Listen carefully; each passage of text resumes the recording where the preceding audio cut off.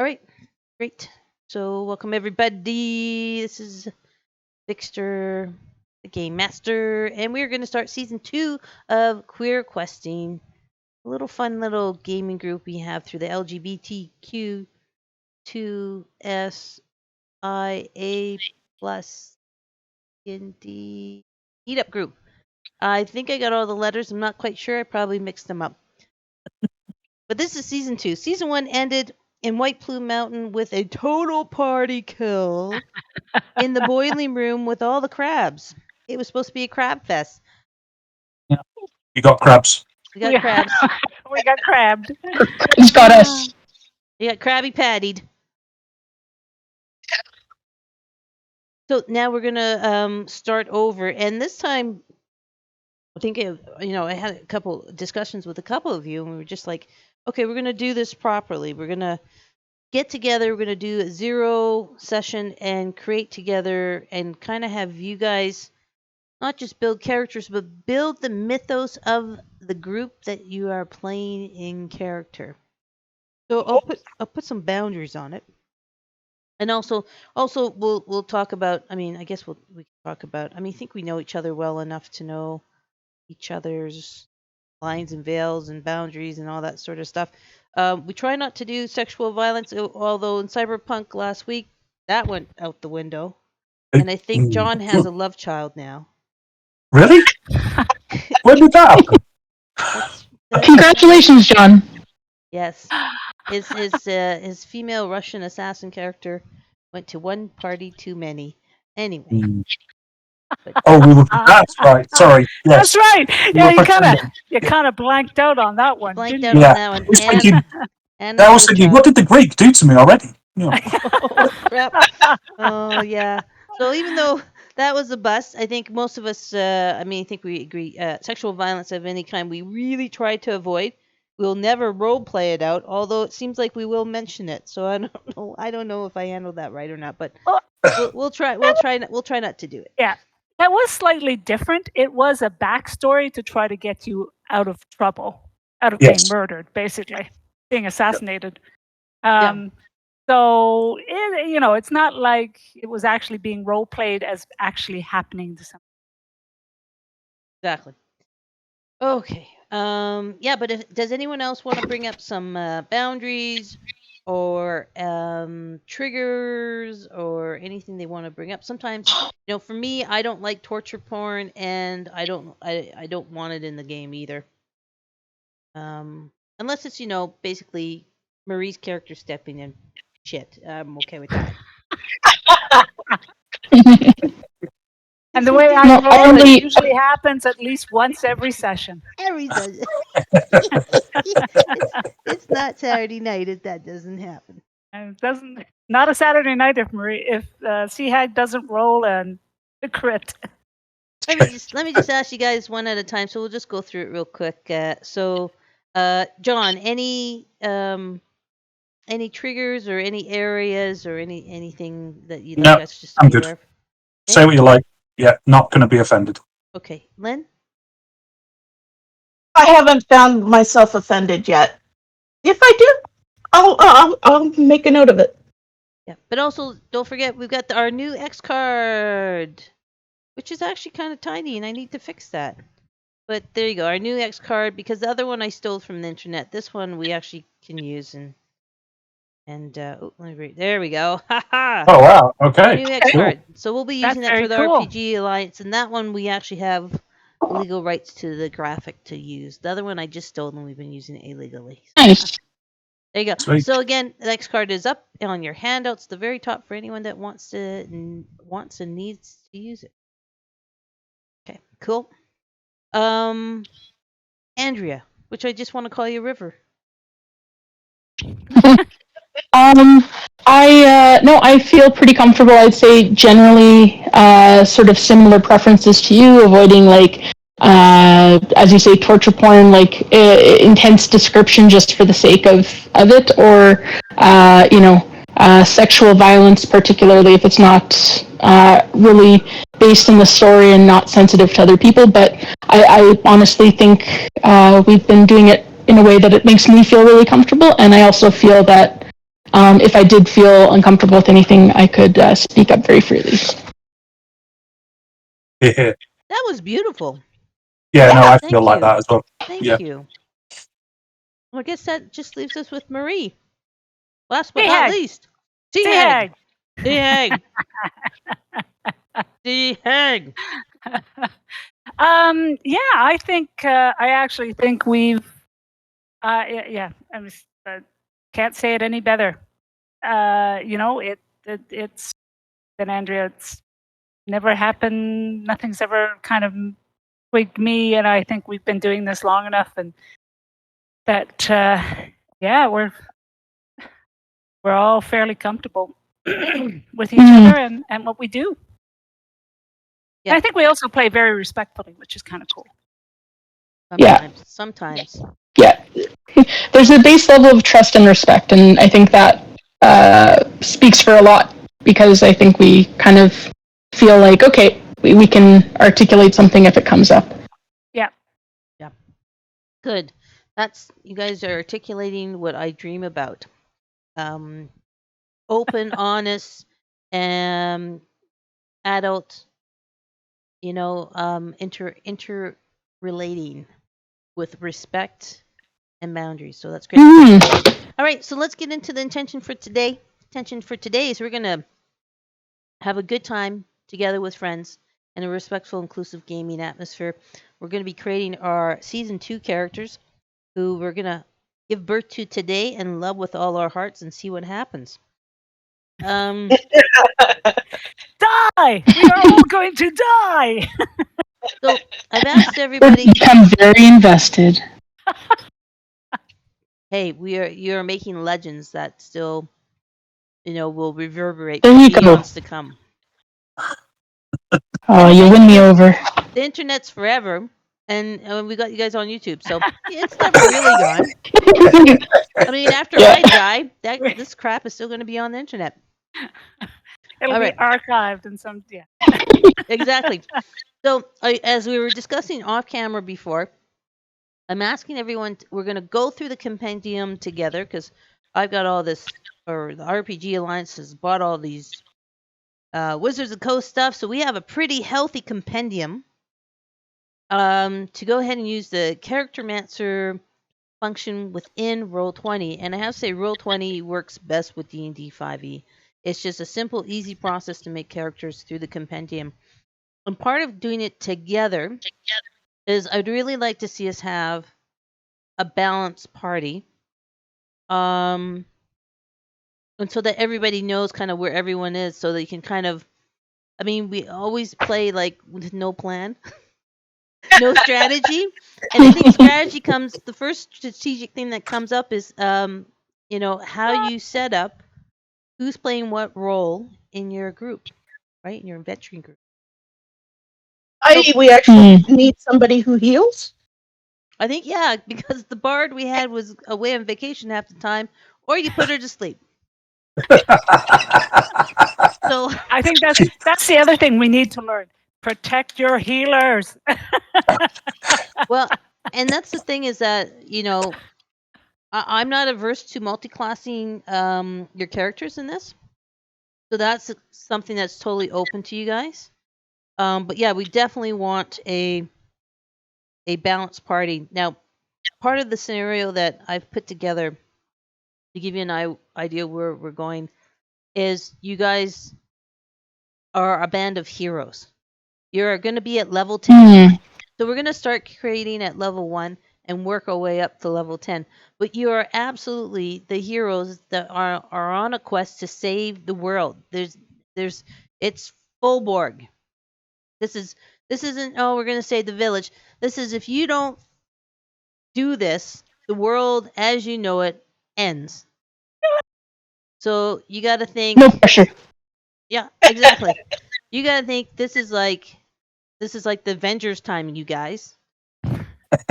That's funny because, level 10, that's an interesting thing. Somebody I read an article where it basically said, level 1, you're squishy. Kind of level 5, you're hero.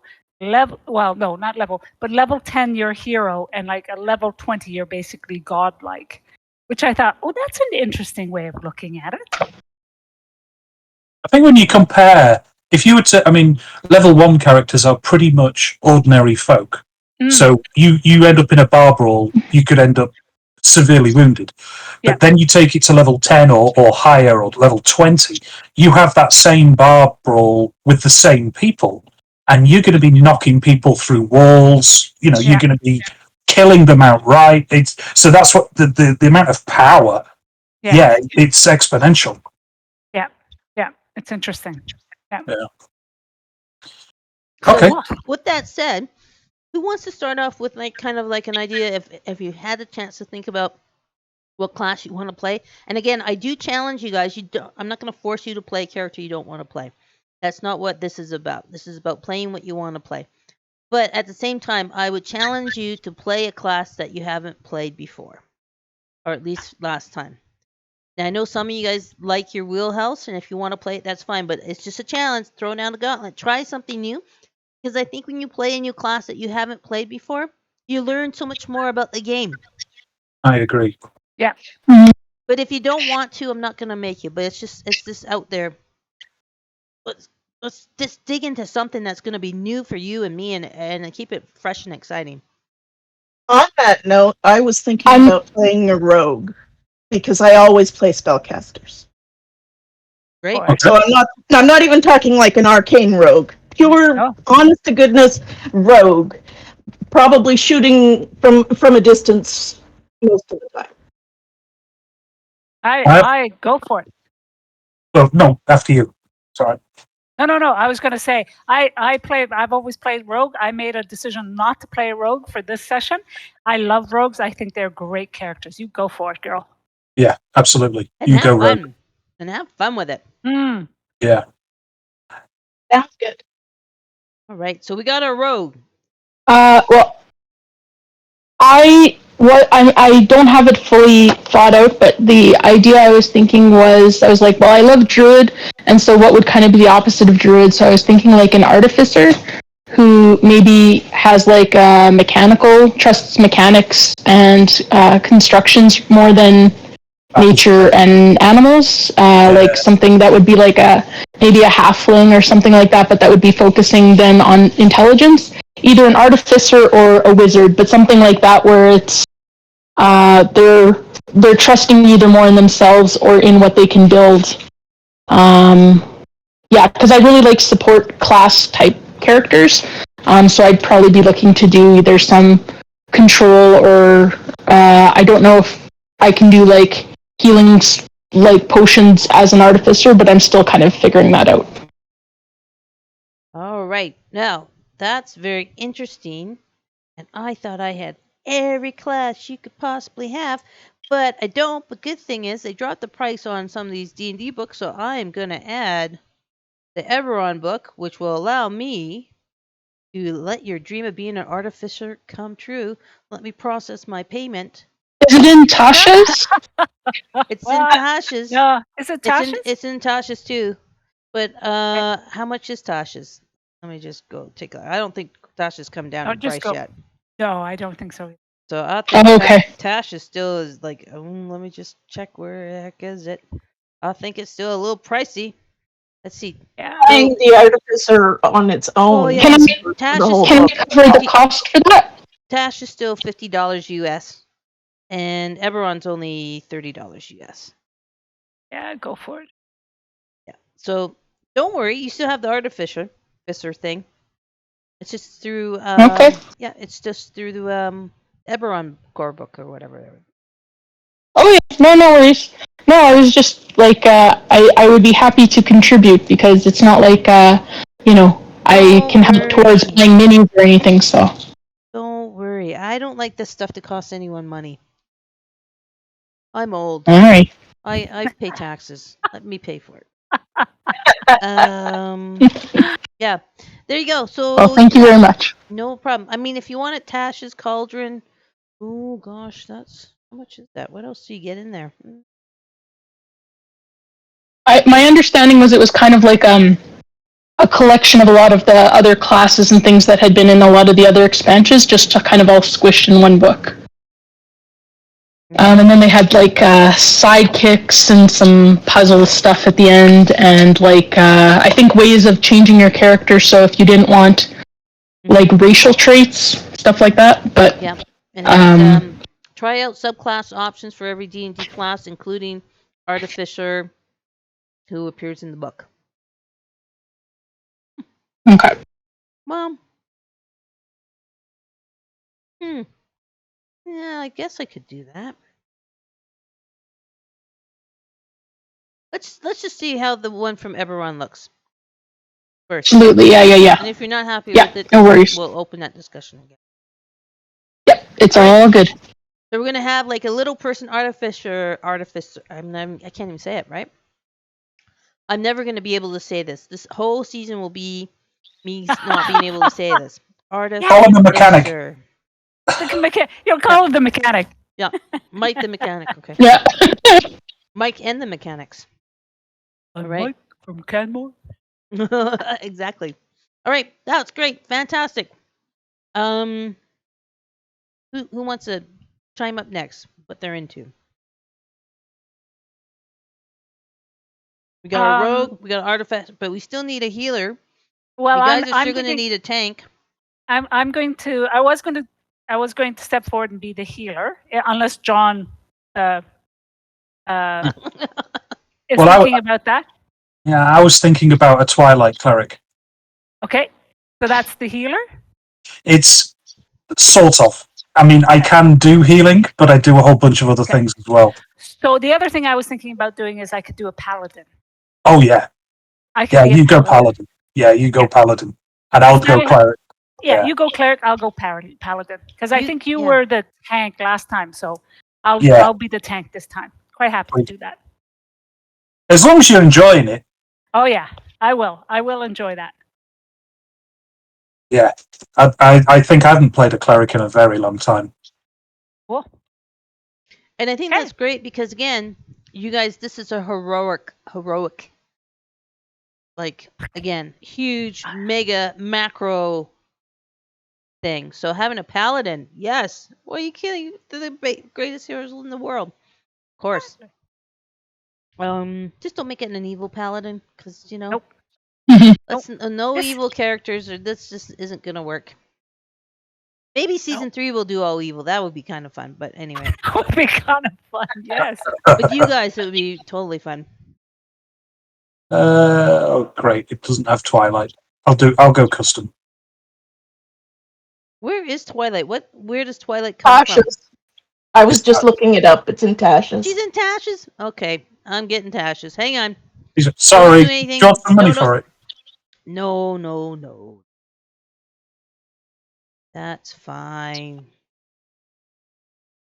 I made a whole bunch of chickpea buttered chicken with no chicken stuff. This will be my. You guys are worth my lunch money. All right, so just refresh.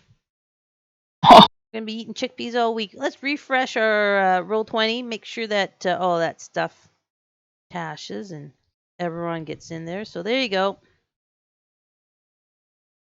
I'm going to add this to the cost of the convention.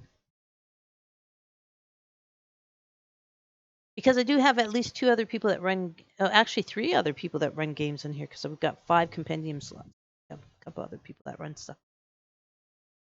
So that we share the compendium. All right. So does it come up now for you folks? Just loading. All right. Yeah, so, there it is. Yeah. So you see under PC, I have your basic character sheet for you guys. So we're going to go ahead and start making your characters. And all you have to do is, and I'm sure you all know how to do, is just click on your character sheet. It will say you want to start with Charactermancer. Do pick Charactermancer. And then go ahead and choose your class. Actually, race first, it's telling me. Is it? Oh, is it? Oh, well. Oh, I know, because I was screwing around. And I was playing around and I picked a portal. Just for fun. I'm a little ahead of you guys. All right, turtle, just for fun. I'm going to make my turtle good. Chaotic fun. If everyone's at class, just shout out when you're at your class and you got your class. Hang on. So we got a rogue, we got an artificer, we've got a paladin, and we've got a cleric. You guys don't have a spellcaster, but hopefully when Sora, aka Andrea, comes, maybe she'll be interested in doing that again. Or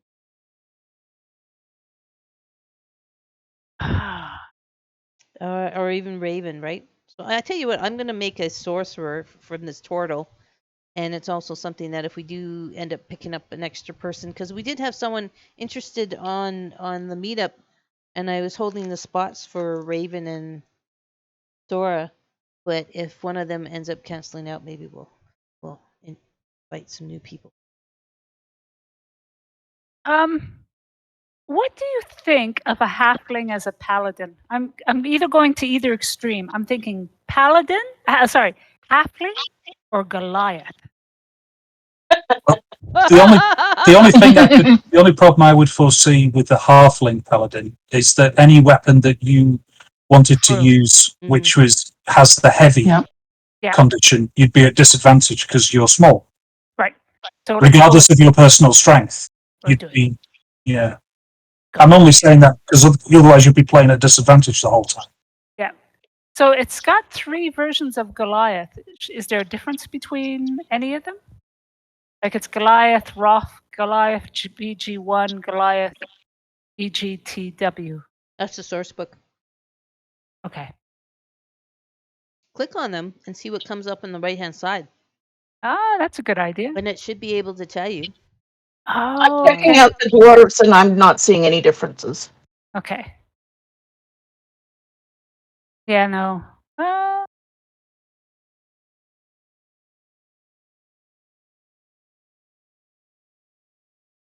Doop, doop, doop. You might have to do a Google search on it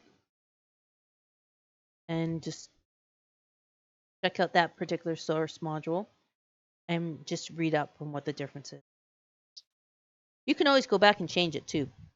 True. Because it's not going to change much of the actual. All right, let's go with that.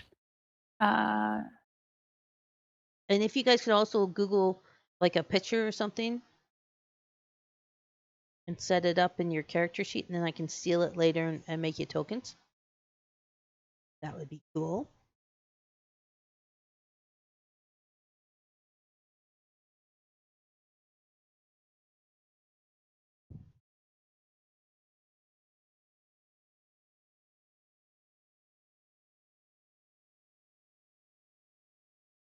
So just kind of give us a little bit of running of like what you guys are kind of picking as far as, again, we want a balanced party. So if everyone is, picking, like religion as one of their, skill proficiencies. If everyone picks religion as a skill proficiency, that's a waste to a certain extent, right? Yeah. So think about that sort of thing as well. And we can still adjust them if we find that we're like heavily weighted in one section, right? Like we're kind of, that's what we're doing this session. Exactly.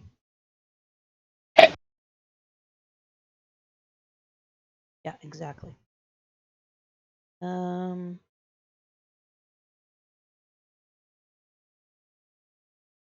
Okay. So I'm in class. Okay. I think my rogue is going to be choosing persuasion rather than intimidation. She's a gnome. Not very intimidating.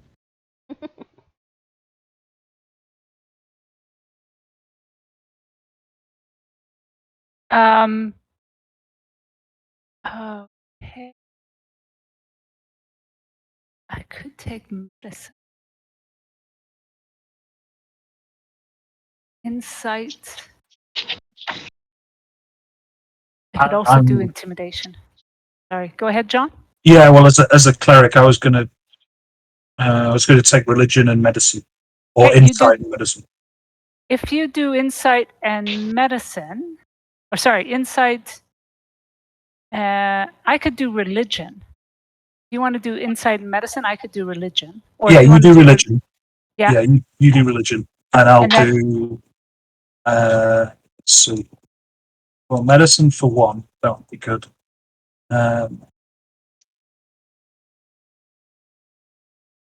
Yeah, insight, I think. Okay, Would be better for because me. I'll do intimidation for my second one. So I can do religion and intimidation. That sounds good. Yeah. And I've got athletics as natural with my class. Right. Race. Okay, I've got persuasion, stealth, deception, and sleight of hand. That's good. Sweet. And for my expertise, I've got double proficiency in thieves' tools and persuasion. So you're the doorman or The woman. door Person. person. You're the go-to door folk. Knocker. Yeah. You're the door knocker. I get to wear chainmail. Damn it, that is so cool. Yes. Okay. All right. So yeah, so I'm finished with class. Are we ready to go to abilities? Yep. Very good. All right. Let's go to abilities. I chose Kalashtar as my race. So I look like a human, but I'm actually a little bit freaky. Like I got mind link and psychic and all that kind of stuff. So that's good. Cool. Yes. Oh, So yes. Okay, ability method. So there we have standard array, roll stats, point by, custom. I don't care how you do it. Do it whatever way you want. And if you're gonna roll stats, I mean, I'd say, well, I mean, just do it. I mean, fudge around a little bit. When you say roll stats, I think roll 6 groups of 4d6, count the top 3d6 of each group of 4, and then you can choose which stat goes into which. Well, if you just do it, like if you ability? pick roll stats, it will come up with 2 other buttons, and you'll say roll 4d20, drop the lowest. So John's just done it. I've just done it. And then when you scroll down, you'll see strength, dexterity, all have the list of what you rolled. And you start you click on the ones you want. So it's super cool that way. Oh, I didn't know that. Yeah. Totally. I don't know. I'm kind of torn between that or doing the standard array. Up to you. I actually rolled for stats in a campaign that John was running. And I ended up with a sorcerer who had like negative constitution. It was 5. You rolled a 5 for your constitution, so you had until you were like, I think at 4th level you chose tough simply so you wouldn't get killed in one shot. It was really fun to play. Yeah. Because I had this character who had been coddled all of her life because she spent half of it sick in bed. And she was fun to play. I gotta say, a lot of people when they like to min max a little bit. I really like roll the dice and play it. And you'll have more. I always have more fun with characters like that, where I just roll the dice and play it. And like you said, that what you think is the greatest weakness gives the most opportunity for really fun role play, and makes the character memorable. Yeah, cool. I'm glad you had that experience.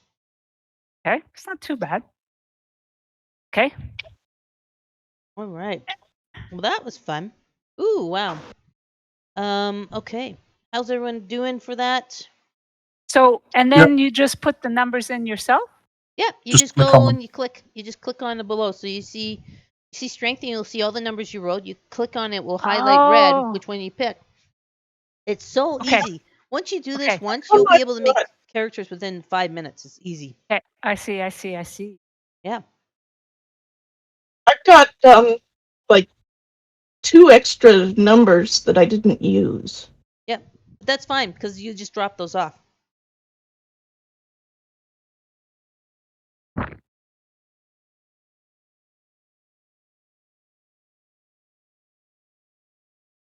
So everybody good? Yeah, I'm just finishing mine up. And the great thing is that you'll see when you hit the background, and you'll see it already adds up your race benefits to your whichever attribute it is. So that's pretty cool. Cool and easy. Don't really have to do the math. I love it. I hate doing math. You guys know I hate doing math. This is why we lean hard on Lynn for the math. All right. Lynn's capable of the math. So are there any? I'm just one step back, but for this, because I was trying to decide for my race, there's different subclasses of what are they called? Gnomes. So I was trying to decide which one would be more favorable, but I said, okay, I can do that later. I can come back to it. So for skill proficiencies, I'm going to try to have a high intelligence if I can, because I think that would be, for an artificer, I think that's kind of how you do a lot of your stuff. Are there any skill proficiencies that we think we're missing? Let's have a look.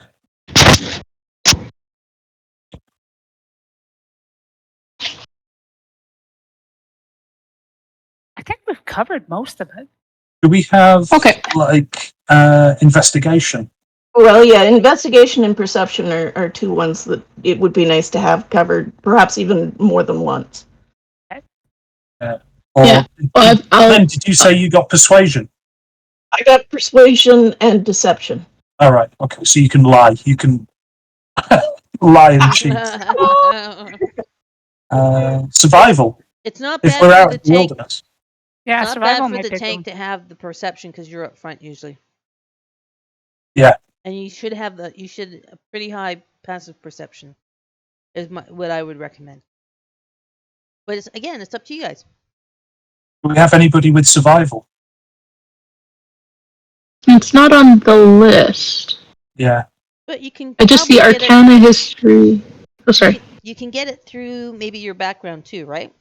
So if you're Right. in your background, again, just click on some of these, and I think See what comes up. Outlander should have it. Yeah. Outlander's Survivor. got athletics and survival. Yeah. It's also really good. You have an excellent memory for maps and geography. Now, do we want to do honor and sanity as well, or is that just filled out later? I'm just ignore that for now, but it may happen to you later. Okay. Okie dokie then. Choose a When I was setting it background. up, I'm like, yeah, this could be fun. Honor and sanity. Really messed up. Oh, did I say that out loud? Did it in my inner voice? Son of a gun. Well, Now, Vic, Mhm. I had this idea for this character, and she's got a noble background. What I was looking to do was to come up with not quite the black sheep of the family, but certainly the one that they don't really admit to. I've got this noble, upright family that are like ruling the elf or the gnome clan, Mhm. and then I would sort of be rarely acknowledged. Oh, Now, that's so hurtful. my honest thought is that I generally spend most of my life adventuring, but that the other higher placed leaders in the area would know that I was a trusted. I was actually trusted by the leader of the gnomes, and that I am sometimes used to relay messages. Oh, that's cool. That's Whoa. kind of the thought I had in the background, but I don't know what the power structure is like in where we're going, so I don't know if that makes any sense at all. No, it sounds good. Sounds really Okay. interesting.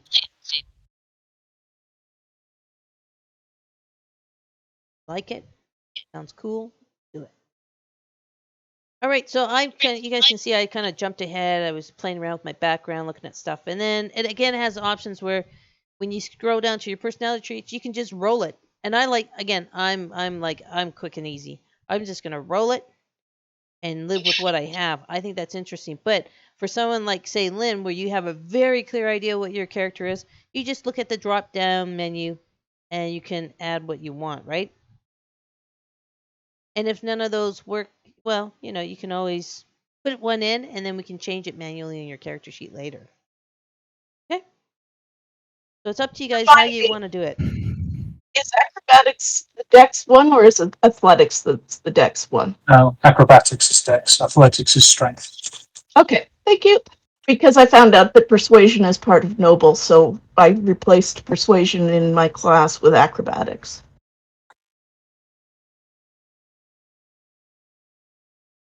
Alrighty. So everybody having a good look. Are we all together moved up to background now? Yeah, done Yeah. background.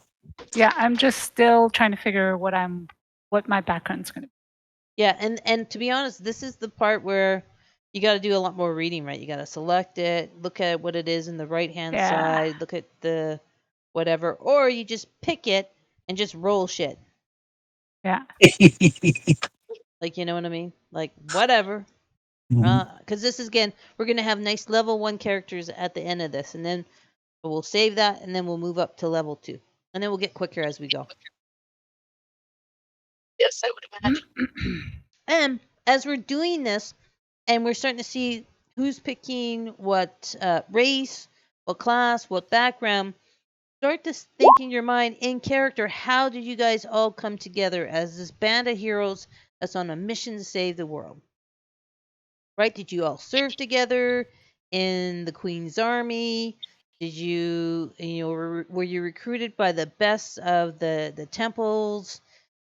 Or was it completely random? How long have you known each other?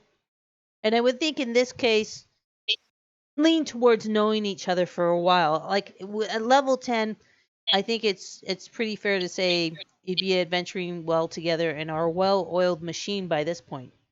But if you want to do a different idea, throw it at me and let's see what you got.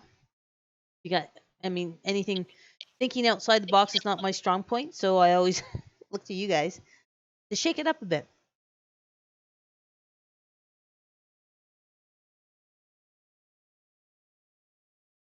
I get to choose a language. Anybody have any languages that they do or don't know that I should avoid or go for? Yeah, I've got a few languages, so I chose Sage as a because it's studying, and I actually gave me the option, so I'm an astronomer. So it's I'm much about the stars, and being a Twilight cleric, I'm much about the darkness not being a bad thing, but just being the transition between one and the other. So I chose Celestial and Draconic. So you're doing both of those, okay? Yeah. Yeah. Now we don't have any elves, correct? Yeah, but I got Sylvan as a race, so I'm currently got. Okay, I'm gonna go with Minotaur or Goblin. Goblin or Minotaur, because you've got Celestial and Draconic. I'm gonna go with. Let's go with Goblin. I can speak Goblin. I am going to be part of the Boris Guild. Legionnaire. The spells in your Boris. Oh, okay. There are. Okay. Now that's interesting because that's from the core book Ravnica, based on Magic the Gathering, and I think that's a really interesting setting and a lot of cool lore coming with that. So I'm really happy to see someone's using one of those backgrounds. Pretty cool. Yep. I am going to roll all my traits. What am I at? My honor is more important to me than my life. Yes! You're a paladin. That's perfect. My righteous wrath is Oh my easily inflamed by the God. slightest inquiry. Oh, this is going to be fabulous. Iniquity. My ideal guild, my guild is what really matters. Hmm. Okay, my bond, I would lay down my life for Oriole and the angels. This is going to be cool. So cool. Oh, Flaw, I've been known to turn a blind eye to injustice with the help of a modest bribe. Oh my God. Oh my god! Oh my god! Oh my How god! the high and mighty fall with a little bit of gold. Uh-huh. Oh yeah. Oh, this should Oh be yeah. interesting. I love this. Ooh, I have the Boris insignia, a feather from an angel wing, a tattered piece of a Boris banner, set of common clothes, a belt pouch. Okay, that's fine. All right, I'm finished. This is going to make it interesting. You cannot question my honor, but if you want to pay me.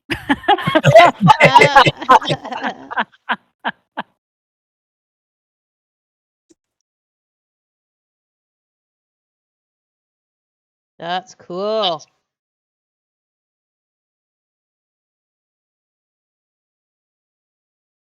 Anybody else having kind of like ideas about the background and if you're going to just roll your personality traits or where you're thinking with the character idea you already have in mind? I'm clicking on a few different options to see.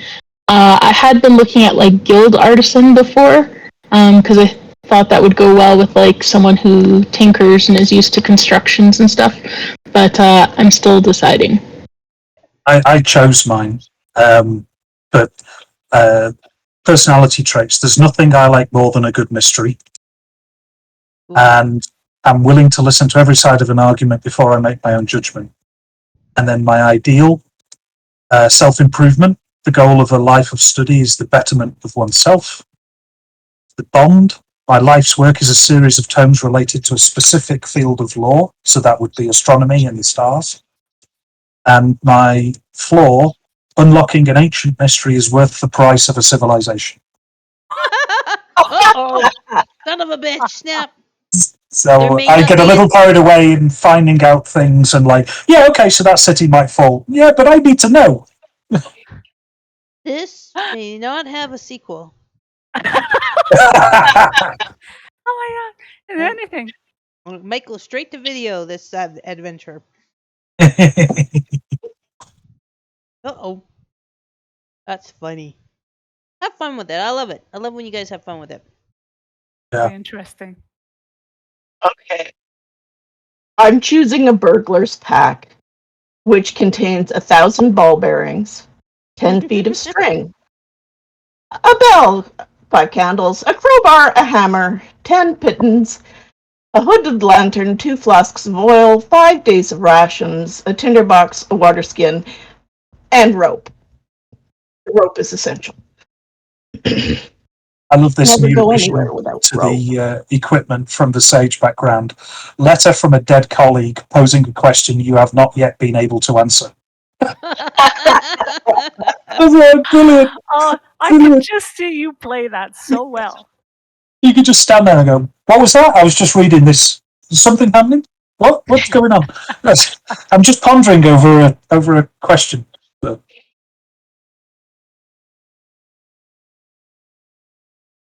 Wow.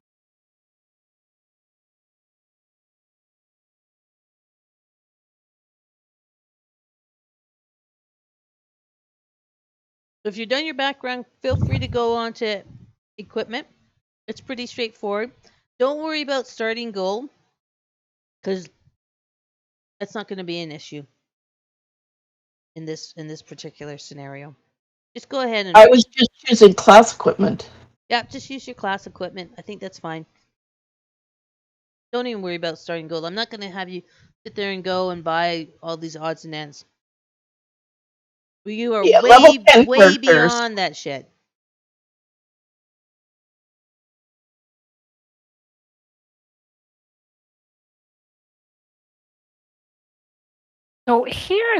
So I'm going to go for a Warhammer, but one of the options, because I can get another thing, is a net. Huh. That's I've never played with a net before. is it two-handed or is it one-handed? I can't remember. I don't think I've ever seen anybody play. Oh, that's a good question. Let me take a look. Because you think back to like the gladiatorial things where they'd have a net and a trident, right? Yes. Try and grab somebody and then stab them whilst they're moved. But then you couldn't have a shield, I'm guessing. Well, it says here 2 of shield or any martial weapon. So I would guess you could. Yeah, you're right. Well, the idea would be that you could use the net with the shield. Right. And then draw a weapon once the And then person draw a mat. Yeah. It's either that or a javelin. But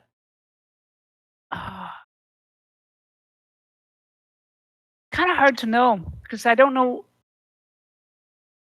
No, you know what? I'm going to go for. I think let's just go for a javelin.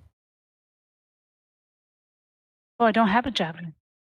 I can do a lance though, or a pike. 10-foot reach.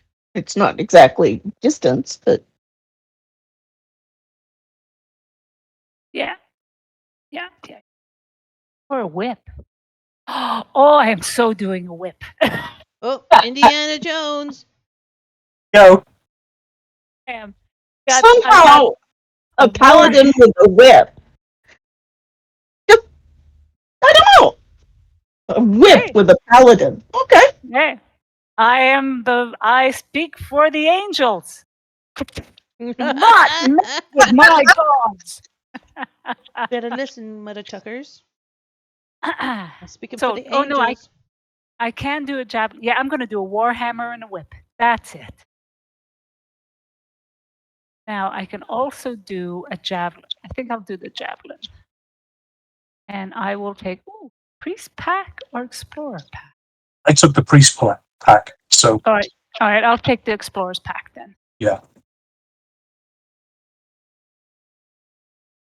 Cool.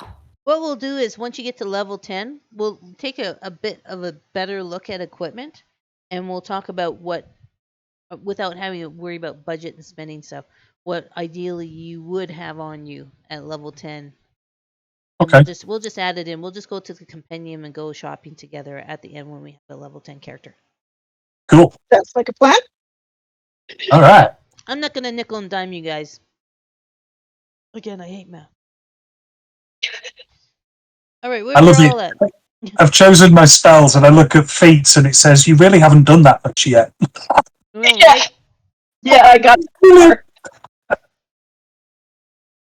Oh, I love it. Need some leveling up to do. Bio, I really do need you guys to pick it. I really do need to have a good idea of physically, age, height, weight. That's actually going to become important in this. Okay. Yep. So again, your age, and shout out your age when you do it. And again, you're level 10, so that means you're not a 16-year-old. You guys, don't even try to give me a teenager. No, you are all experienced level 10 adventurers / heroes. Heroes. It's not going to be an enemy situation where it's like an 8-year-old, 1,000-year-old goddess. I want to be known. My nickname is going to be Dawn Caller. What? Caller. Got nicknames here, and some of the nicknames are like Bear Killer, Fearless, Flint Finder, Root Smasher, but then they have one called Dawn Caller. Dawn Caller? You know, called the Dawn. What can I say? They also have Twice Orphan, which I think is pretty friggin' sad. Oh, yeah, that is sad. But just so you know, there will be no therapy in this game. Cry. No therapy. That's beyond my budget for this. Once you get your bio stuff done, when you click on review, it will tell you if you say doubled up on your skill proficiencies. and then you can go back to that section and fix it and choose something else. So anything in red type was like, oh, I gotta fix that. Oh, I forgot to put my equipment. And it will just give you anything in red type is going to just be a cue to go back to that button, whether it's race, class, abilities, background, whatever. Go back and choose something else or make your choice. So I like that. It's really super easy to say, oh, wow, I missed this. Okay, good. Thank God. You reminded me. Roll 20. Thank you. Sorry, I didn't. So let us know when you're close to being done. And when you are, after you do the review bit, you can hit apply changes. And then it will build your character. And then once it's done building it, it will give you your character sheet. And voila, you have level 1 character. And once you guys all tell me you've done that, and then you can take a look at it. Don't mess with anything yet because we're going to move everything up. But you can see all the equipment you have from whatever pack you picked, where your languages are, all that sort of stuff. Right? And as soon as you guys are all done and have your character level 1 characters, we'll go on to make a level 2. It's 6:56. So for those of you guys, I don't want you guys feel rushed. For those of you who are done, let's take a 5-minute break. Let's say 7:05. 7-minute break for various taking care self-care things. We'll come back at 7:05, and then hopefully everyone will be done their level 1 character. Okay, sound good? Sounds Yep. good. Good. Okie doke. All right, we'll see you guys at 7:05.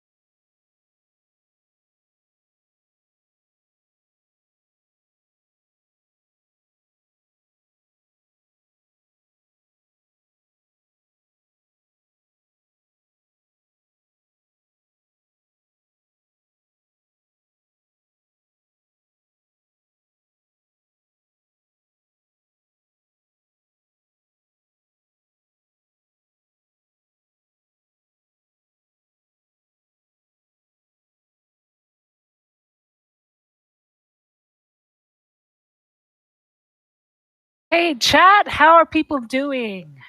If you have any questions about what we're doing tonight, please feel free to pop it into chat. Right now, I'm just going through and figuring out my final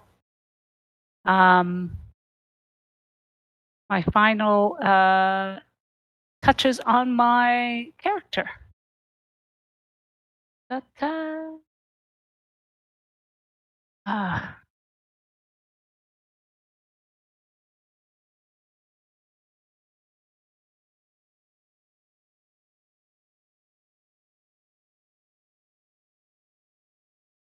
Heg, Yes. do you have the faintest idea what it's telling me that I've missed some required fields, but I can't figure out how I managed to miss them. And does it tell you which fields you've missed? Well, it says that they're marked with an X, and there are no X's. Now you can go back, right? So I think you can scroll back by hitting the back button, and I think it'll take you to where you may have missed something. Maybe? Let me try mine. Let me just try mine to see if it comes up with that.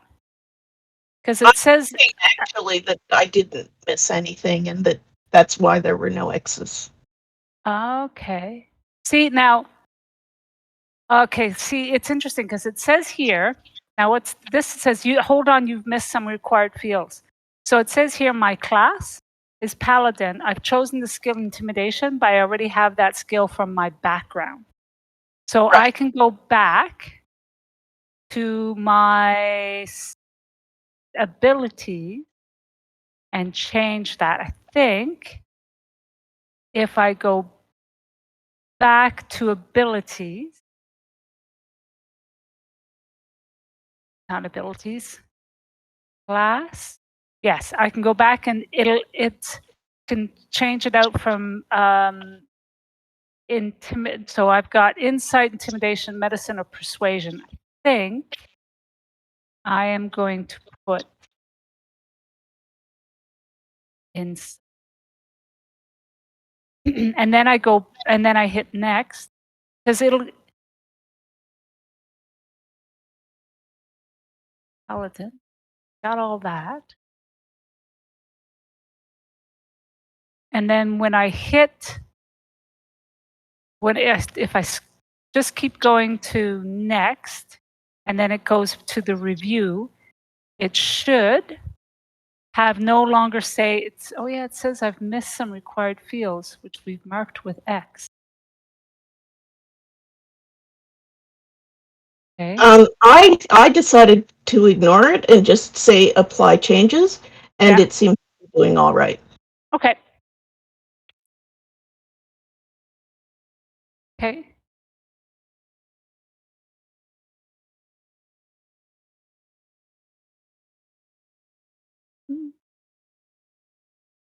Yes, I need to do a little bit more on Paladin because I get to choose some spells when I start leveling up.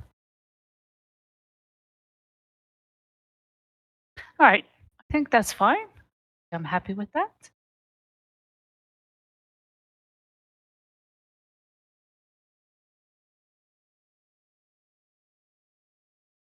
Yes, and it should put in I should be able to put in my custom skill. So I've got religion, intimidation, insight, athletics, and acrobats. Wisdom and charisma. Got my whip and warhammer. Why does it have two different warhammers? That's interesting. One's one-handed, one's two-handed, because it's the first. Oh, so if I decide to do it one-handed, You just click on that. Yeah. Right. Now, interesting, it doesn't have, I didn't think I had to choose shields. Okay, there it says. Though it doesn't say shields in my, no, because it would only come up in your equipment, wouldn't it? No, it doesn't come up in my equipment. Was I supposed to pick that? If it's equipment, we can sort it out later. Yeah. Yes, because we're going to be level 10. I intend to have a longbow. I don't have one yet. I'm sure it'll fix itself. Oh. As a halfling? No, I'm a gnome. Or a gnome? A gnome with a longbow? Well, it's a gnome-sized longbow. So it's short bow then? Longbow. It's a short. Specially made. You do realise that the longbows are literally 6 foot long. That's why they're called longbows. This one will be suited to be in proportion to my 2 foot 11 4 foot longbow. Wow. Do you know, I like paladins. I come with a pool of healing. I can restore a total of number of hit points equal to my paladin level times 5. Yeah, that's really good. And you can clear certain conditions as well. Yes. So if someone goes blind or something like that, you say, less of that, young man, get outside and, stop staring at you are healed. You are heal yourself. Now go and shave the back of your hands. Listen to my, to my angel. And stop the mad whacking. No mad whackers here. I took thaumaturgy, so I can pronounce to the back row. All right. Is everybody back? Yeah. Think so? Okay, Must River. admit, I never went anywhere. Yeah. River, are you back? See, you're still muted, so I just wanted to check. I'm here. I just didn't want to have my munching sounds on someone's stream. Oh, Okay, cool. All right, so everybody, have you created the level 1? yep. And we're all set to go. So, in order to level up, you go on to your character sheet, and right where you see that core red button, you go all the way down to the right to the cog. You're gonna click on that cog, and you'll see all this other shit light up. And you're gonna scroll all the way down, and you're looking on the right hand side where you see the little anvil and hammer icon. And what that means is you're going to click on, was it launch level plus Charactermancer? So the bottom one of those two. That should bring you back into Charactermancer, and we're going to go into level 2. Sweet. Level Ah. 2 Charactermancer. Now, what we could do with levels to make this even super faster is you click on levels, and you can just choose right there. You're at level 1. How many levels do you want to do? Well, I want to take you guys through stages of leveling up. And that Okay. means I have to look up my little thing. So instead of just going straight up to level 10, I want you guys to make, and I know I had a plan and I wrote it down because I knew I would forget. We're going to go up to level 5. So that means on the Charactermancer, you're just going to add 4. Okay. You guys see that? Level 1 plus, and just add the number 4. That should take you to 5. 5 is one of those iconic levels where a lot of shit happens, right? And choosing which way your character's path is going to go. So you guys should have equal level 5 once you do that. Now you can go to hit points and you can take the average or you can roll it. I don't care which one you do. It's up to you. I'll roll it too. Wow. All right, cool. Ooh. Then you have your class features, and you have the little eye button or icon if you want to read up on what that means. And you usually at this point can choose your subclass, right? So I think Lynn, with you as a rogue, I think that's you can choose if you want to do assassin or arcane trickster, or if you one of those subclasses, right? Yeah. Yeah. Oh, wow. What's my oath? So you're gonna have to probably do a little bit of reading up here, guys. Yeah. So take your time going and reading and just again, we have the stream, so we might have some listeners. So kind of processing your thoughts about, oh, okay, so these are the subclasses I have open to me, and maybe just again, let's just get some feedback from everybody. Feel free to process out loud and see, because again, we're trying to build a group that really works well and complements each other, so you have some synergy. Yeah. Yeah. Or if you don't want to, that's fine too. But I'm just saying, this is a good time for us to be in the kitchen cooking together. Hey, all right, chat. What do you think? Oath of Glory. You're it. You're the winner of the Cosmic Fortune Lottery. God. Oh, and you're going to tell absolutely everyone all about it. Just great. Oh my God. Oh, wow. Tenets of Glory. The tenets of Oath Glory drive a paladin to attempt heroics that might one day shine in legend.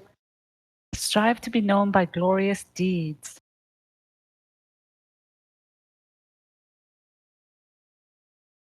You gain oath spells.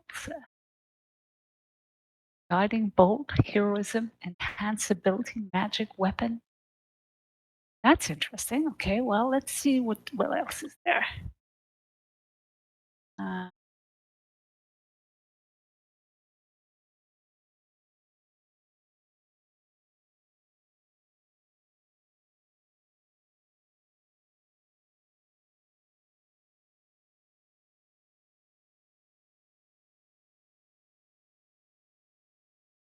like the idea of the oath of ancients.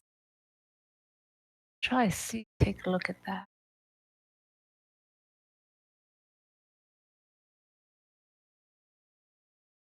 Oh. No, went too far ahead.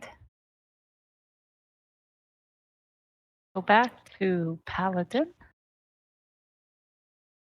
Now, Assassin's looking cool. I have to say, I did enjoy playing an assassin.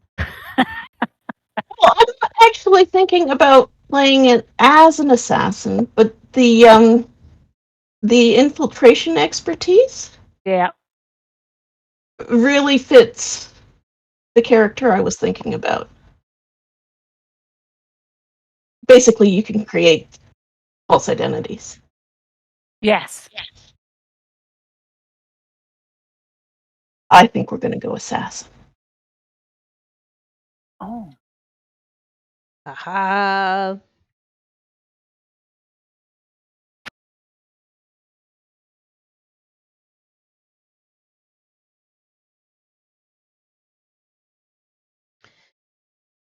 And if you have some time, and you're starting to get a better picture of what your character is, like I said, you can go ahead and do a Google search for images for D&D and then what your class is and what your race is, and find me something I can make a token for you. And you can go into your character sheet, hit edit, and upload that picture right there as your avatar picture. You want? Or you can leave it to later, no rush, just putting it out there.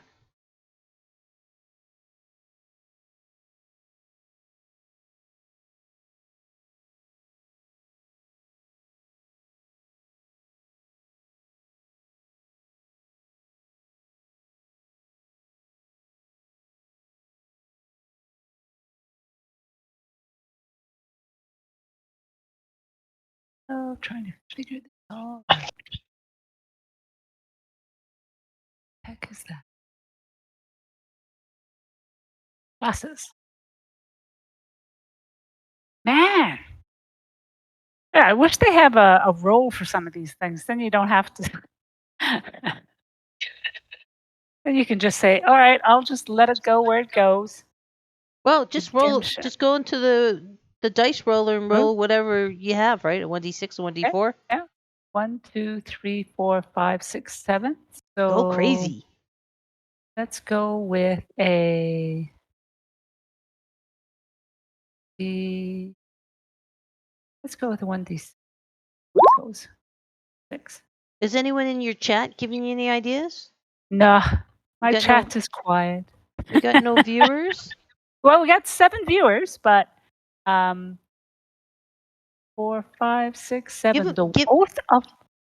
Give them Yeah? the options. Yeah, give them the options and see if anybody wants to chime in from your viewers, right? Yeah. What do you guys think? I think Oath of Watchers might be interesting. That just kind of came up with the role. Let's see what Oath of Watchers binds paladins to protect mortal realms from the predations of extraplanar creatures. Oh, I like that. Paladins who follow the Watcher's Oath are vigilant in spotting the influence of extraplanar. Planar? Extraplanar. That would have been helpful for you guys last time. I know, Yeah.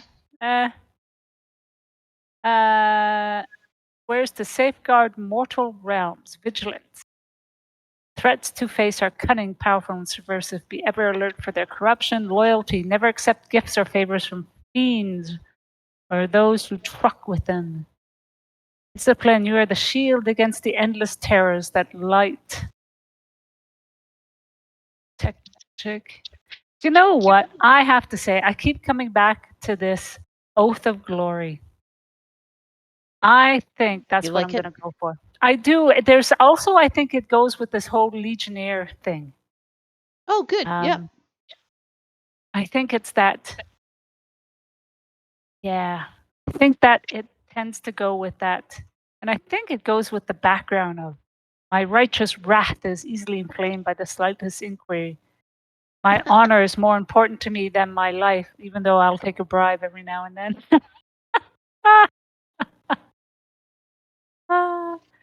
Cool. Yeah, I think that's what I'm going to go. I'm going to go for Oath of Glory. Great. Anybody else making some interesting picks? We got an assassin. We got an Oath of Glory paladin. What As a about? cleric, I chose mine as first level. That's why it's Twilight. So okay. Okay. yeah. What So I'm just trying to. I don't know much about Twilight clerics. What are their special thing? The I'll let's see. I get Or do proficiency you with. just like the books? Well, I get proficiency with. I don't. Very good. Sorry, got that a bit slow. I get heavy armor and martial weapons. Mhm. I get a really cool ability called Eyes of the Night, which gives me dark vision to 300 feet. Wow! Wow. Which Frank, is are you serious? That's seriously freaking crazy. it's All right. incredible. I gotta Right? totally change the game now. No, I'm just kidding. Wow. As an action, I'm reading this from the thing. As an action, I can share this dark vision with up to 4 willing creatures I can see within 10 foot that will last for an hour. Once I share it, I can't do again until I finish a long rest, unless I expend a spell slot of any level to share it again. So if there's people who don't have dark vision, I can just sort of touch them and go, now you can see. Hey, Wow. that's lovely. That would have helped Sora so much in that last game. Yeah, it would. When poor Yeah, it would. Dragonborns that don't have the night vision. Yeah. Vigilant Blessing. So, as an action, I can give one creature I touch, including possibly yourself. Does this mean that I'm touching myself? There's starting to be a theme tonight. Advantage on the next initiative roll the creature makes. So this benefit ends immediately after the roll, or if I use it again. So I can just sort of go, you be on the lookout, and they get advantage on initiative. So Cool. yeah, and then the channel Divinity is pretty damn good as well. So as an action, I present my holy symbol, and a sphere of twilight emanates from me. The sphere is centered on me, has a 30-foot radius, and is filled with dim light. The sphere moves with me, and it lasts for a minute, or until I am incapacitated or I die. Whenever a creature, including myself, ends its turn in the sphere, I can grant that creature one of these benefits. I can end an effect on it, causing it to be charmed or frightened, or I can grant temporary hit points. So, nice. Holy yeah, shit. Cool. It's instead of trying to heal all the time, I'll give you temporary hit points, so you're tougher in the first place. Right. That sounds cool. Yeah. So, and then there's the usual, turn undead and that kind of clericy stuff. Nice. Okay. This one I have when I choose the Oath of Glory. At 7th level, Oath of Glory feature, you emanate an aura that fills you and your companions with supernatural speed, allowing you to race across a battlefield in formation. Your walking speed increases by 10 feet. In addition, if you aren't incapacitated, the walking speed of any ally who starts their turn within 5 feet of you increases by 10 feet until the end of the next turn. Oh, sweet. Yeah. That's great for mobility. Yeah. I also, 3rd level, Inspiring Smite. Immediately after you deal damage to a creature with your Divine Smite feature, you can use your Channel Divinity as a bonus action and distribute temporary hit points to creatures of your choice within 30 feet of you, which can include you. The total number of temporary hit points equals 2d8 plus your level in this class, divided among the chosen creatures however you like. Nice. I like this. So you and I, yeah, you're going to be actually probably doing more healing than me, but I might be more of a utility type. Yes. I'll buff before the fight. Yeah, exactly. All right, so I'm going to go to my next one, which is my features. Okay, Divine Smite. You adopt a particular style of fighting as your specialty. Choose one of the following options. You can't take a fighting style option more than once. Okay. Oh, so I've got Blessed Warrior, Blind Fighting. Take a look and see what these are. What is fighting styles? Fighting style. Divine.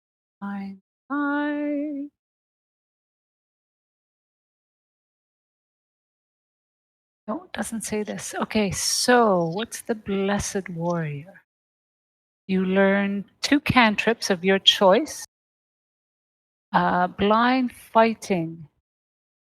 You have blind sight with a range of 10 feet. Within that range, you can effectively see anything that isn't behind total cover, even if you're blinded or in darkness. Moreover, you can see invisible creatures within that range. That's brilliant. You're not going to get snuck up on. Yeah. Unless the creature successfully hides from You guys are really Right. starting to ruin this for me. Oh, I know you. Yeah, you'll adapt. You will adapt. What am I, a Borg? No. Why fighting style defense? While you are wearing armor, you gain a +1 bonus to AC. Oh, I think That's I good. will be taking that one. Wow. Yeah. All Great right. weapon So, Now, River, what are you thinking? You got anything interesting happening on your sheet for specializations or subclasses? Not yet. I think I just found a placeholder picture and that sort of thing. But I think I hit the wrong button for leveling up, so I would gladly take a hint with that again. Okay, so are you just on your character sheet as normal? You're not in the character Yes, indeed. Okay, so you see where the Yes. red button for core is? Right? Yes. Okay, so you want to slide over to the right until you see the gear cog. Yep. Click on that. Mhm. And go down, and you're looking on the right hand side for 2 symbols of an anvil and a hammer. You want to take the second one that says level 1 Charactermancer or something like that. I'm going to click on that to get back into Charactermancer. You got to tell me these things. If you guys miss a step, tell me right at the time so we don't, lose too much time. Because we don't want you to be in the same spot. So did it go into Charactermancer for you? Indeed. Oh, right on. Okay, so you're going to go to levels. And there, if you scroll down, you'll see your class. And you'll see level 1 plus, and then you have a box with a drop where you can adjust the value. Adjust it to 4. Once you do that and click off of it, it should say level 5. Yep. And now you get to either roll or take your average for your hit points. Okay. So up to you. Okay, great. I rolled, but I don't think it went well. That's okay. That's okay. And then you go ahead and you start choosing your class features, your ability score, and just work your way down each page. It doesn't take too long. Perfect. Thank you. Yeah, no problem. Sorry. Yeah, no problem. now, when we hit 4th and 8th levels, we'll be adjusting ability scores or choosing feats. This walks you through it, and you can see where level is on top of your Charactermancer. You'll see there's features, ability score increases. So you'll do it all. We'll do this. Here's the thing: I am doing it because going to level 5 crosses level 4. Are we doing feats, or do we have to stick with ability score increases? See here. You can choose one or the other because you I see chose a feat. when you go into ability score, you can switch over to the feat tab, and it will give you a drop down menu where you can choose a feat instead. Okay. You see that? Good enough. Yep. My question was actually, as a DM, do you want us to take advantage of it? Can we take advantage of that, or must we use? Because some DMs want ability score. Yeah, you guys go for it. Have fun with it. Okay. I'm thinking sharpshooter because I'm going to be a long distance gnome.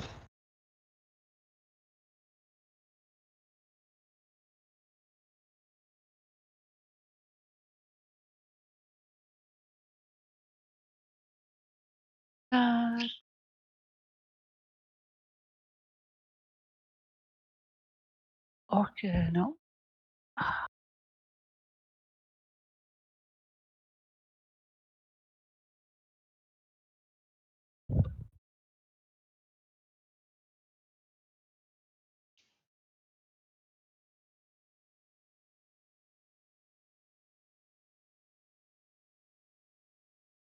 Hello, Debbie. You know what? I am gonna go Why? adjust my. You know, Mommy's playing here, Deb. The cat just sat down. She's like, I'm going to stick my butt on your mouse. That's what I think about Alright. you and playing with other people tonight. One there. And I we're love you, gonna go Debbie. One. I think that's what I'm going to do. So instead of taking a feat, I'm going to just do my ability scores. I'm just going to up my constitution and strength. Smash! Smash! I've got to review, but it's not letting me apply changes. Ooh. So,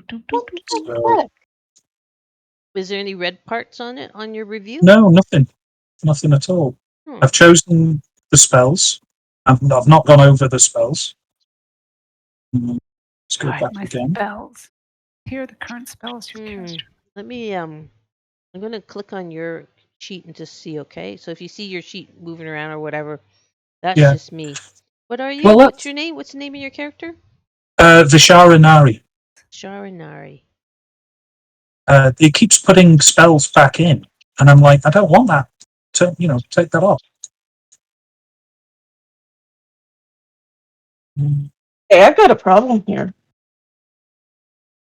I had adjusted my display name for my character, and then I changed my character's name. And every time I'm trying to change it in the display name, it's saying, no, you're going to take your first choice and you're stuck with it. Well, okay. Well, reload roll 20 if it's doing that with your character name. Yeah. John, what are you trying to do? Yeah, I'm looking at your sheet here. Yeah, it's.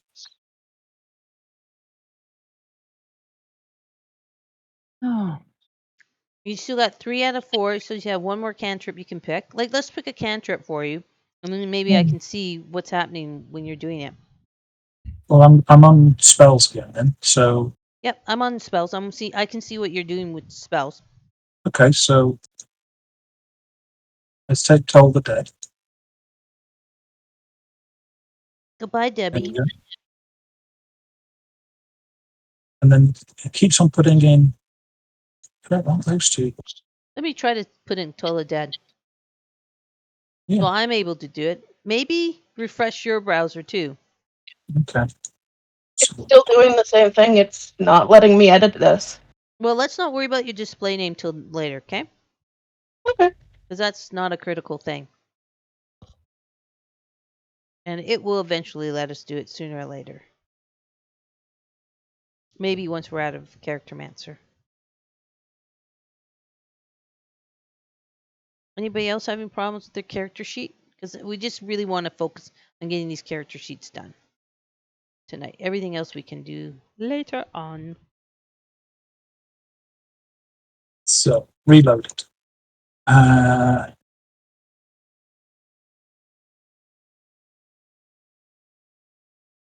So, I don't know if you still want Toll of the Dead.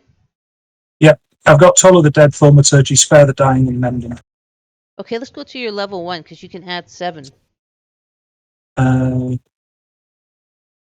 no, I'm taking some off. So I should have 4 on level 1 now, 3 on level 2, and 3 on level 3. So that's the 10 spells I've got. That's what it should be. And then press next. It goes to review and there's nothing there. Won't let me. Oh, that's right. And it doesn't have. That is really weird. Yeah. And you've got no red things before No, leveling, nothing. after leveling.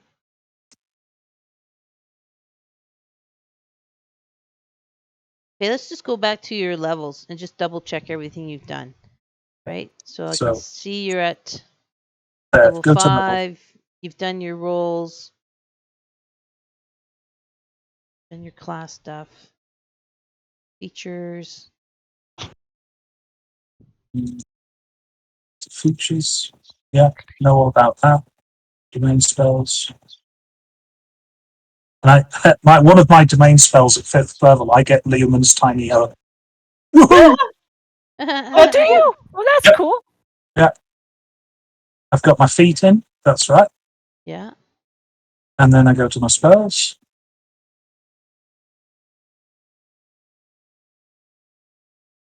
You got all So- your spells in there. I mean, can you still click? Let's see. Yeah, you've chosen everything. There's nothing left to choose. Yeah, but it's got too many.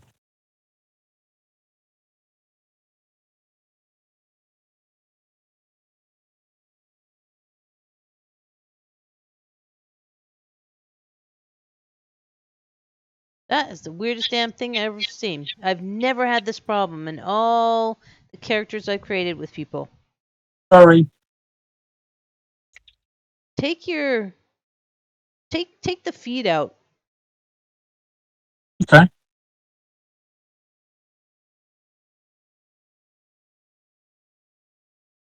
Just go to an ability skull. Yeah, but just take the feed out and see what happens when you go to review.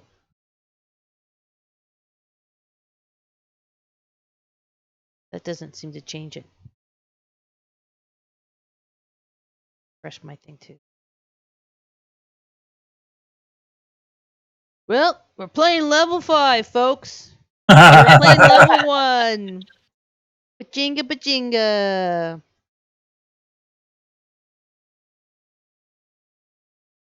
So, sorry, just to kind of clarify with John, you are going to probably doing most of the healing, right? Healing or sort of preemptive healing by boosting and buffing people. Yes. Okay, so I'll probably take one of the. I'll probably do like prayer of healing or something like that.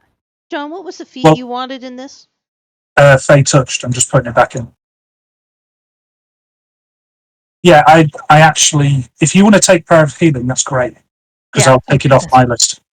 Yeah, Because I'll take. if we're going to take a lot of not a lot of short rests, but if we're going to use the short rest properly, Yeah. then prayer of healing is absolutely awesome, especially because we don't have a bard. Yeah.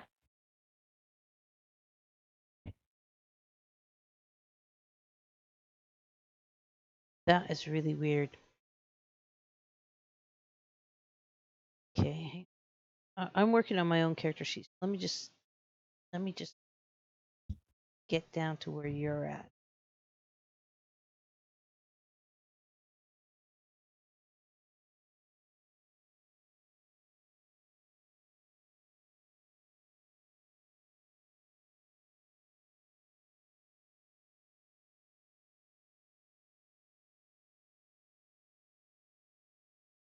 Oh, that's so weird. Mine actually works. So who else chose a feat? Lynn, did you choose a feat and have you had any problems applying changes? Nope. I applied changes. I'm writing my backstory now.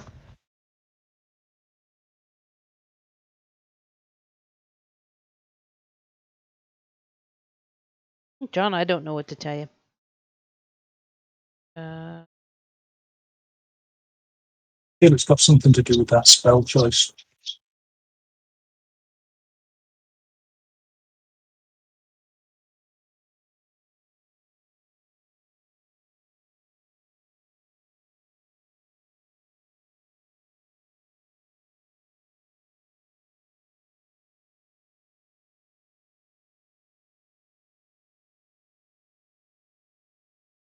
See, even I'm kind of just building a wizard as we're going through this, so I can go through this with you guys.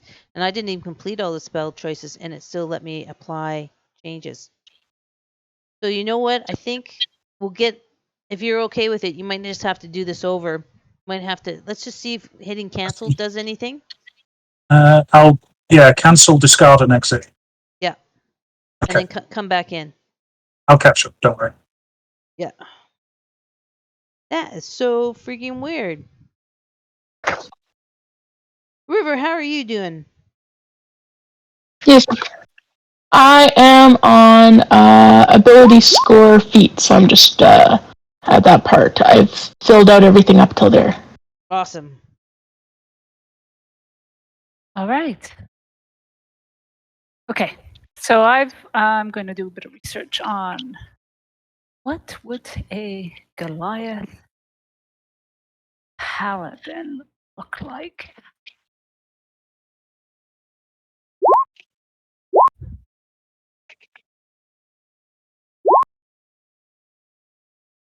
Oh, I like that.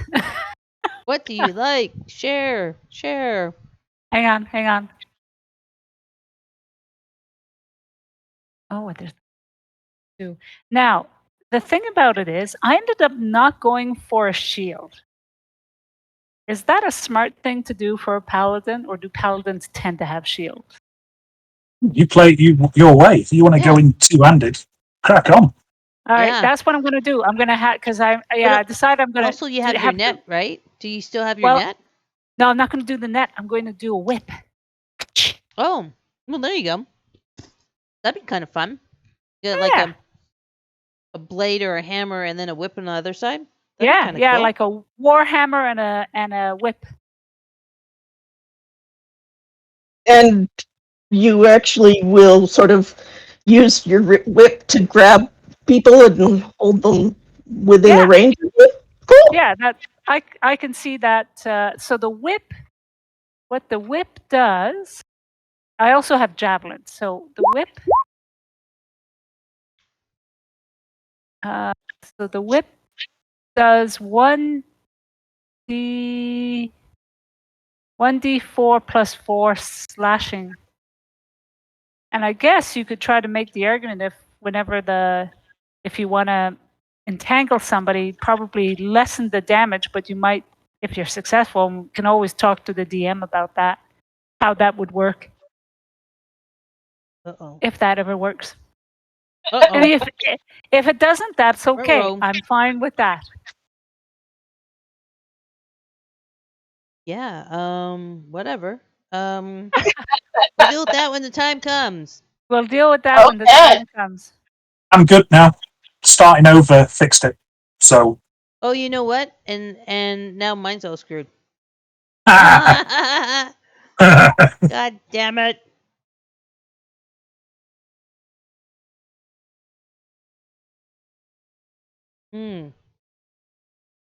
Now I can't seem to pick my spells. Well, and it's not even showing me my spells. That's so weird. Why I paid Roll20 a lot of money for a pro account. Okay, anyway, I'm gonna apply my changes. Go back into it. All right, so hey, has everyone been able to apply your changes, or are we still working away a little bit? I'm good. Yes. I'm ready. I'm ready. I'm good. Okay, so I'm gonna go into your characters. Okay. I'm gonna go into edit. And what am I doing? I'm doing something I want to do. Oh yeah. I'm gonna duplicate each of your characters. Done that?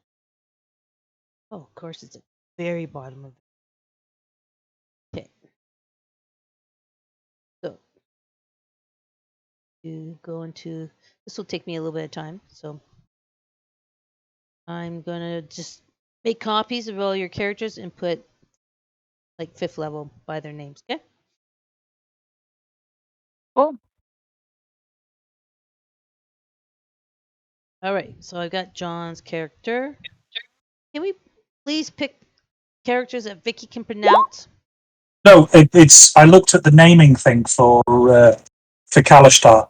Vishara is the name of the spirit that I'm connected to, so my name is simply Nari. Okay, good.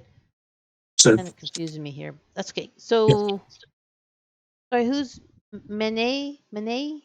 Oh my god, are you gonna fuck up my name Mene? again? Mene? It's Drina. It's Shall I pronounced change Drina. that? Mene? It's pronounced Drina. That. Yep.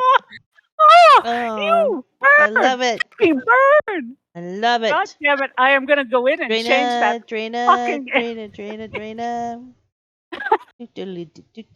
Oh my god. Draina's back. All right. She's just reincarnated. Mana? How do you pronounce that? There. It's Miriam. Fuck off. Miriam? Miriam. Miriam. God damn it. Miriam. But you got Miriam Callaghan. You got Oh, sorry. That should be a space. Callaghan. Miriam Callaghan. Yeah. You can call me Dawn Breaker. Dawn Caller. Just call me Dawn.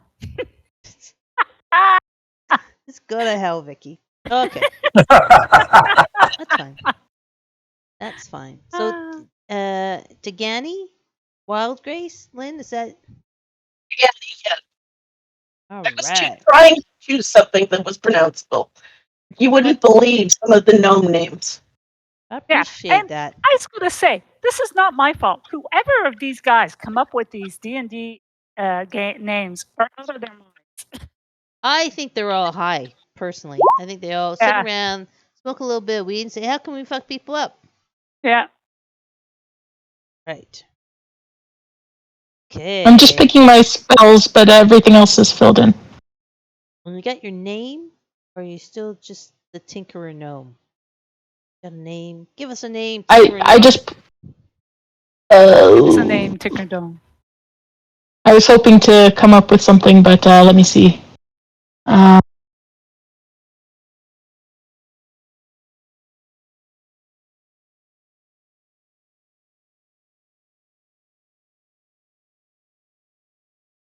Go.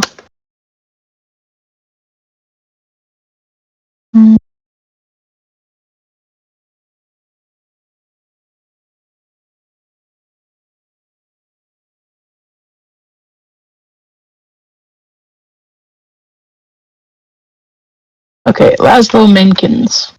I have no idea what it means, but it is a name. Sounds very male. Yeah, well, I wasn't sure exactly what kind of character, but I figured it would probably be a female, but it would probably be a very male, like, trying to just not stand out kind of presentation, so trying to fly under the radar. Whether that was their given name, I don't know, but... That sounds cool. Yeah. We That like sounds it. really cool. We like it. So I put my image up into my sheet, by the way. Oh, cool. All right. Yeah, I put mine in too. Thank you very much for doing that. I'm going to move all these things up.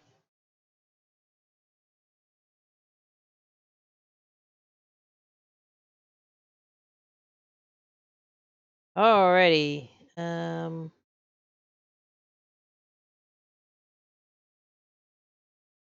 Okay, so our next step we're going to do...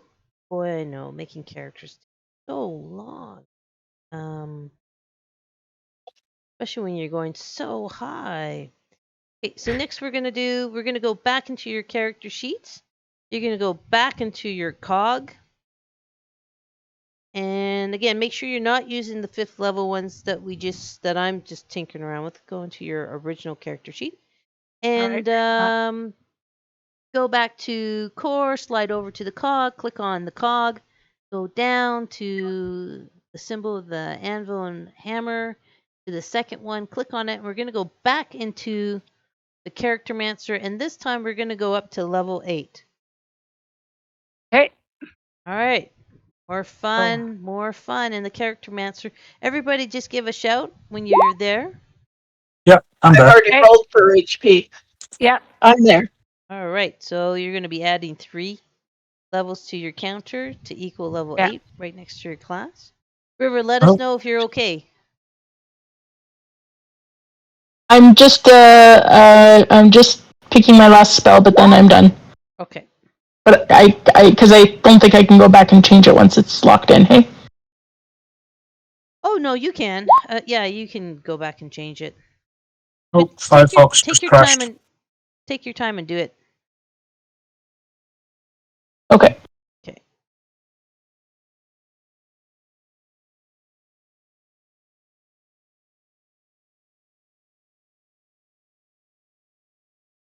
It's loading back in. I can now harness my divine power twice. Aura valid critique. Emanate an aura that fills you and your companions. Okay, that's the supernatural speed. Oh, hey, I wonder. That's interesting. Your honor and sanity's going up and stuff. I'm gonna have to read more about how that works. Cool. But I might take it off if I can't figure it out or if it's not pertinent. Sorry. That's kind of funny that that's going up. I wonder how that works. I'll have to read up on that.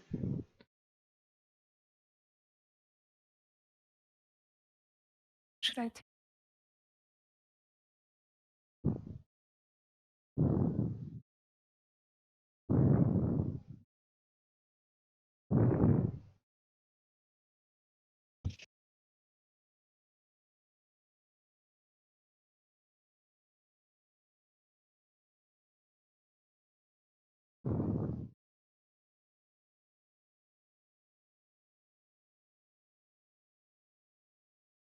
Yeah, so I mean, basically level 8, you're again looking at a feat or choosing an ability score increase.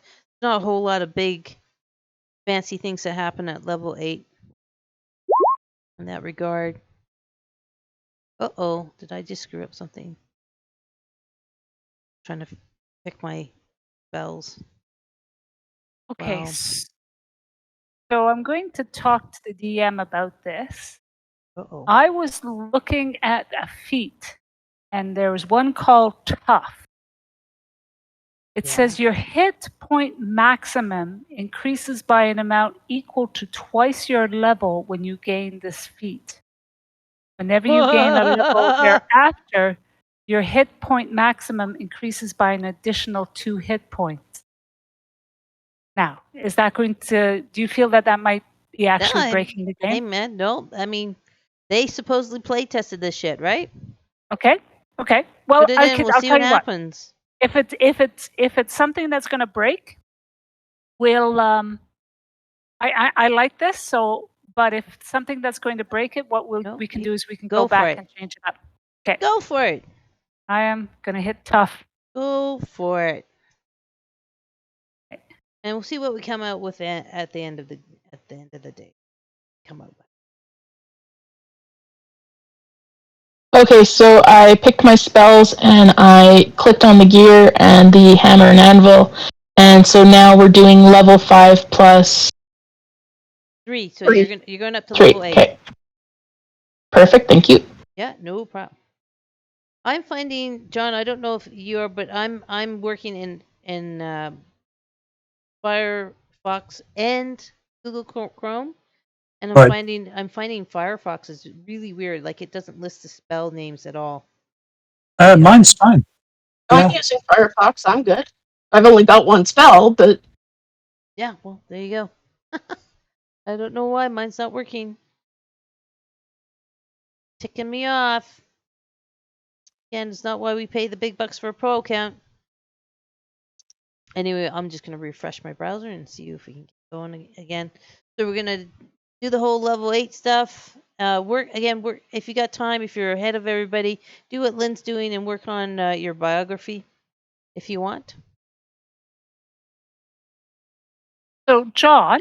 Yeah. Again, just picking some spells. Because I can pick up another. I can pick another 2 spells. What are you thinking? Well,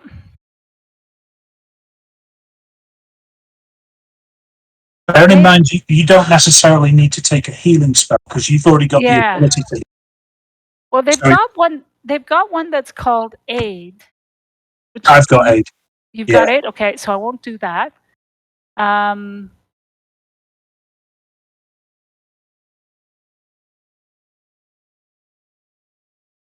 Or you can, and I'll choose something else. No. You go for it. Like I say, I'm still learning some stuff. I mean, they've got things like Warding Bond. I'm sorry, I have to interrupt. River, I have to stop you for a second. I have to ask you to cancel what you're doing and get out of there for a second. Okay, because I haven't had a chance to save your character at level 5. I'm sorry. Okay. Because you're working. Discard and exit. Yeah, if you don't mind. I'm so sorry. No, that's okay. That's okay. My apologies. It's all Warding good. Bond is cleric and paladin only, so either you take it or I take it. But it's No, I've got one that's called Branding Smite, which I think I'm going to go for. Choose your smites. Absolutely. Yeah, I like this one. It says the next time you hit a creature with a weapon attack before the spell ends, the weapon gleams with astral radiance as you strike. Okay, you should be good now, River. Sorry. Perfect. The attack Thank you. deals No, it's all extra good. Thank you. 2d6 radiant damage. Yeah, that's really That good. one. I like There are that. other smites as well you might want to consider. Yeah, I was Because looking. they all do different things. Yeah. There's a couple of smites. Looking at the Wrathful Smite and Thunderous Smite.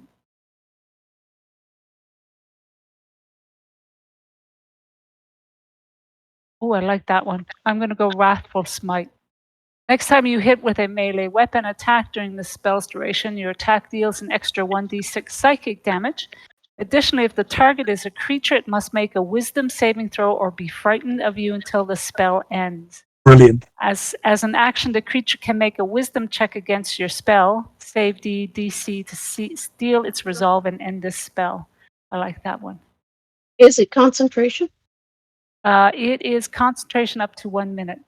But that's you cast it as a bonus action before you hit somebody. Exactly. Yeah. You cast it as bonus action. So you're not actually having to concentrate on it. Well, that's yes and no. Because if she wants the person to stay frightened for the whole minute, she has to keep concentrating on that smite. Oh no, I don't think so. I think you cast it. What I see it as you cast it on your weapon, because it says the next time you hit with a melee weapon attack during this spell's duration, or the duration's up to 1 minute. Right. Concentration. When you up stop to 1 minute. concentrating, the spell ends. Right. Okay. What's Thunderous? Right.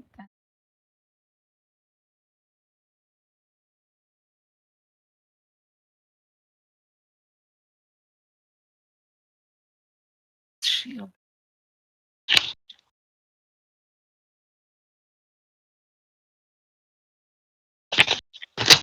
Did you, John, did you take up Shield of Faith? no. All right. No, I may take Shield of Faith because its shimmering field appears and surrounds a creature of your choice within range, which is 60 feet, granting it a +2 bonus to AC for the duration. Yeah. Which And is, I think it. Yeah. If that's your concentration whilst you're doing other things. Yeah. That's my concern as the tank. Every single time you get hit, you have to do a con save to check if you lose your concentration. Yeah, right. It might be better if I take Shield of Faith and I stand behind you, putting it on you. Yeah. Yeah. When I was doing a cleric, I actually took a feat in order to give myself advantage on concentration checks. Yeah. But it takes up my concentration, which I can be using something else. But never mind. We'll have Wait, now there. I've got. You probably want to use your concentration for your smites. Yeah, as the fighter. That's right. Yeah. You're going to use your concentration for For smites. smites. Yeah. Now I've got a good one. Command. You speak a one-word command to a creature you can see within range. The target must succeed on a wisdom saving throw or follow the command on its next turn. The spell has no effect if the target is undead, if it doesn't understand your language, or if your command is directly harmful to it. Some typical commands and their effects follow. You might issue a command other than one described here. If you do so, the DM determines how the target behaves. You could say approach. The target moves towards you by the shortest and most direct route, ending its turn if it moves within 5 feet of you. Drop. The target drops whatever it is holding and then ends its turn. Flee. The target spends its turn moving away from you by the fastest available means. Grovel. The target falls prone and then ends its turn. Halt. The target doesn't move and takes no action. Might be actually kind of decent.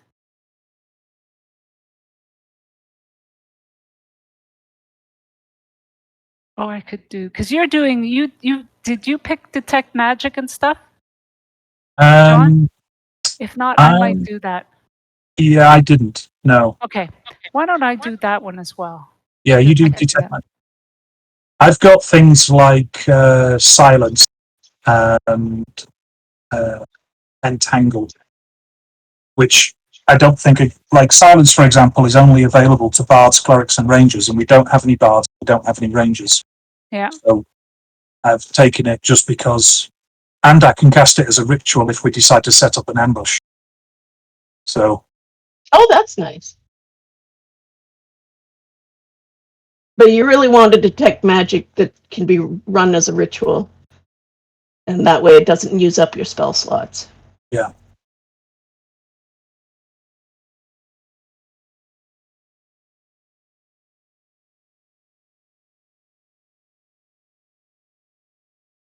Yeah, it's either detect magic or detect evil and good. You're a paladin. You should be able to do that automatically, shouldn't you? Yeah, don't you have an innate ability to do that? Well, it doesn't say that.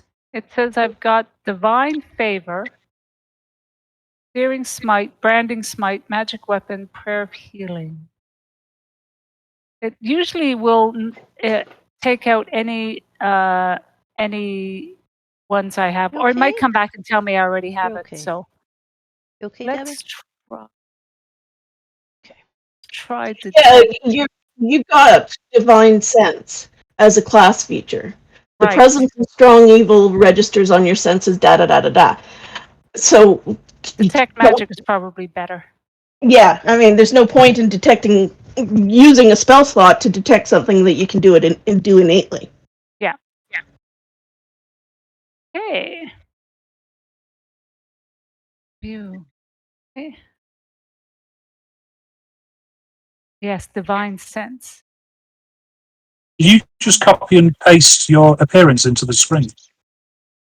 Who, me? No, when you're doing on the bio page. Yeah, I just did it on the bio. What I did was I save it to the I save it as a copy and then just drag it from my download bar and pop it in.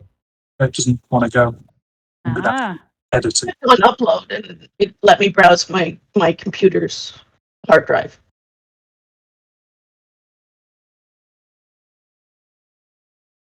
Yeah.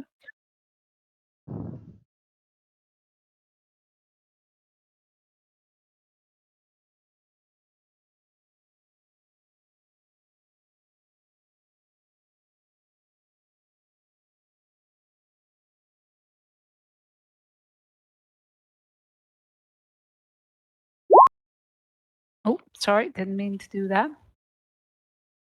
The Spores Guild spell.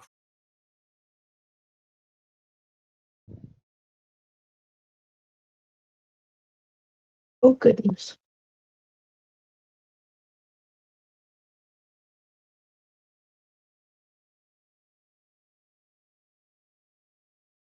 See how fun character building is. Reading, lots of reading, more reading. I'm just realizing that I want to shoot a longbow, and I am not proficient with longbows. Ah, whoops. Yeah, whoops. Now that's interesting. I should have been able to. It didn't add my boar skill spells. Because I should have Firebolt and Sacred Flame. I think what happened with me is when I chose that particular class, it said at the bottom of the description, you also get to learn this. And then when you go to spells, it puts the tick in the box for you. But if you untick that, it doesn't carry on. Yeah, So I- even though it Oh. says you automatically have it, you've got to. I should be able to add it. Yeah, that's unfortunate because it had heroism. Did I not do heroism? I thought I had heroism. That's interesting.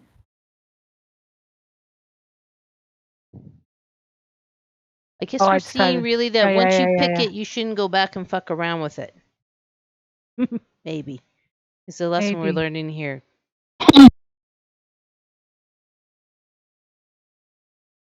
Oh no.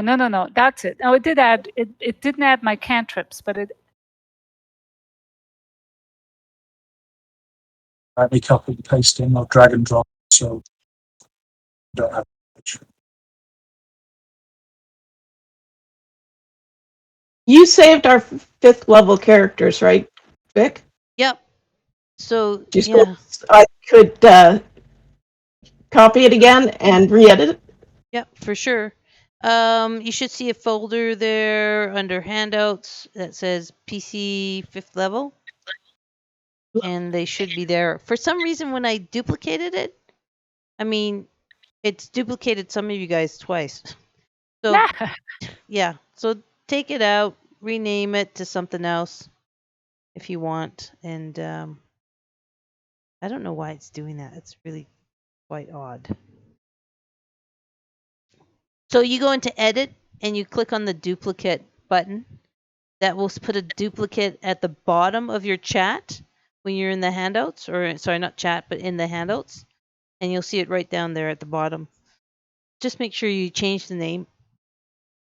And that way the fifth one's going to be archived. So how do I duplicate? So you go into edit, Right. and then you'll see the button duplicate. Click on No. that. No, I think that's DM thing. I think that's a DM thing. Oh shit! All right, let me do it for you. All right. No, that's okay. It should have it where all you guys have editing privileges. So anyway, Tagani? Yeah. Okay. Kit. Let's see. Okay, and I'll pull it up. Pull it away. Okay, I see her. Do you see it? Yep. Good, because I lost her. Pulling her up, and then I don't know what happened to her. Anyway, go in there and change it to a different name. Just add it. You can always edit later again. Or you can leave it as copy. I don't know. Whatever works for you. Okay, where are we at? So I've got Marie's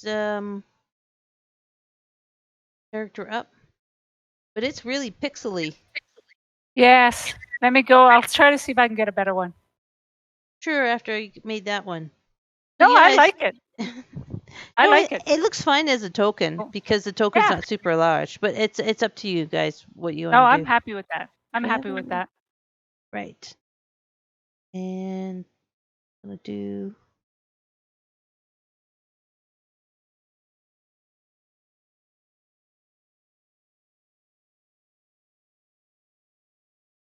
All right. Not riveting streaming tonight. Sorry about that. But it's it's part of the process, and it's interesting actually to kind of go through it and see what hiccups we're having. And to actually have you guys sit there and go, hey, no, I'll stand behind you, do Shield of Faith, and you do whatever, you know what I mean? To kind of, okay, we're going to stack, not just think about stacking stuff for my own character, but think about stacking stuff for all of us, and that's what I wanted you guys to do. I wanted you to get into the whole teamwork mentality at the beginning of this process. And then when one of you dies, there goes the stacking. Uh-oh.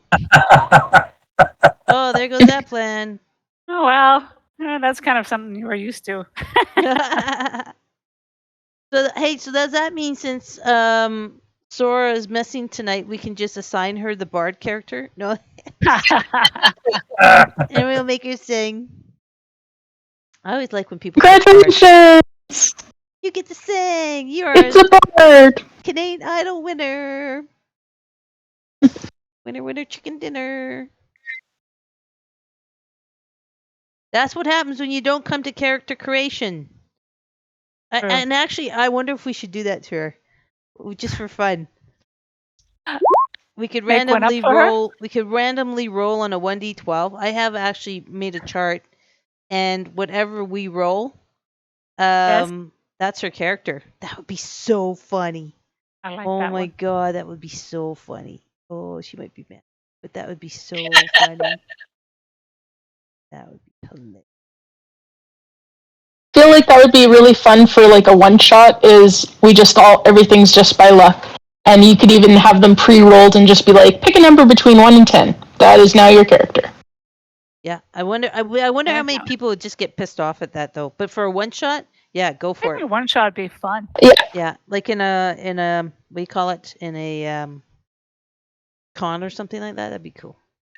Mm.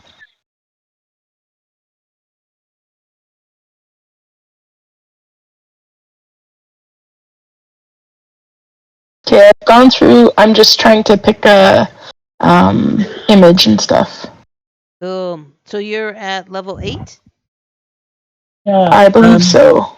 Okay, so everyone who's done level 8, let me know, and I'm going to start making duplicates of your level 8 character. Yeah, I think Yes. there's something wrong with the spells list on my level 8 character.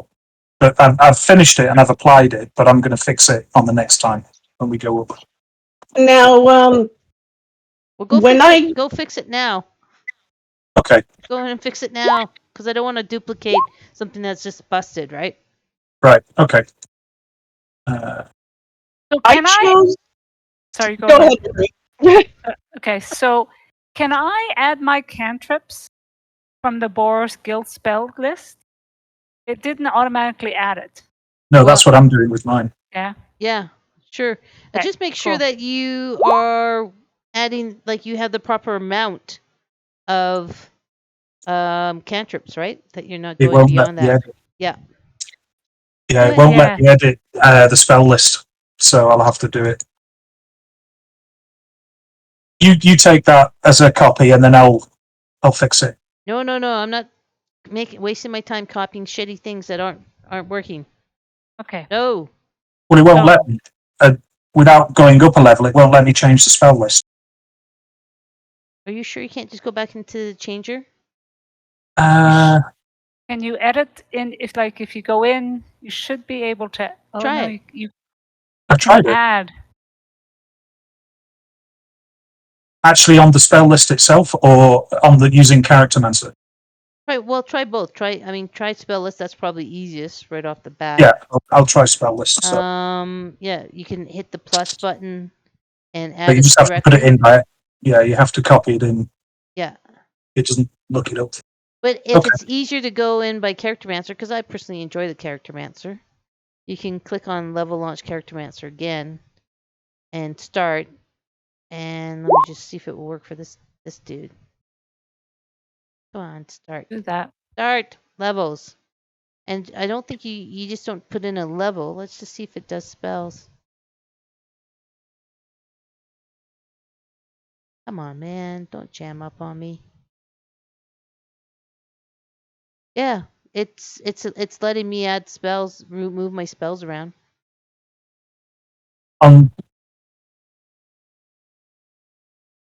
So launch level plus Charactermancer. Yeah. Okay, well, I'm going to let you. I'm going to do that with my 5th copy one. I'm just going to go in and just see. Now, interestingly, I chose the feat Weapon Master, which lets me increase either Dex or Strength and gain proficiency with 4 types of weapons. And it's had me choose which ability score to increase, but it doesn't care which proficiencies I'm choosing. In fact, I've got nowhere to write them in. It's yeah, Vic, it's grayed out the spell list. So must be a DM thing as opposed to a character player thing. Oh. Well, I'm working from my character, my character profile, Vic, and doing it. So, Okay.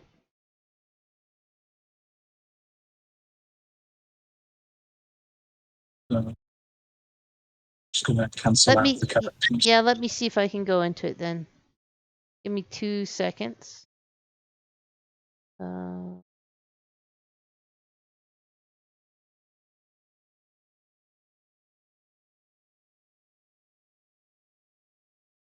So slow and glitchy tonight. Yeah. But it is Saturday night, and so shit Yeah. happens. All right. Let me get out of my player thing and get into John. What am I playing with your main character so far? Going back into Vesha Nara. Nari, yeah. Okay. Vesha Nara. Get in. Sure. Yeah, you guys just had to choose feats. Way to go. Sucks, man. All right. So John, what do we got here? It says going up to you were at level 6 and now so you want to go up to level No, I was 6 cleric, 2 druid. So I was at level 8. Oh, you're multi-classing. Yeah. Okay, so you're at level 6, level 8. Okay. And then when I go through, when you click on that Charactermancer, it won't let me adjust the spell list. So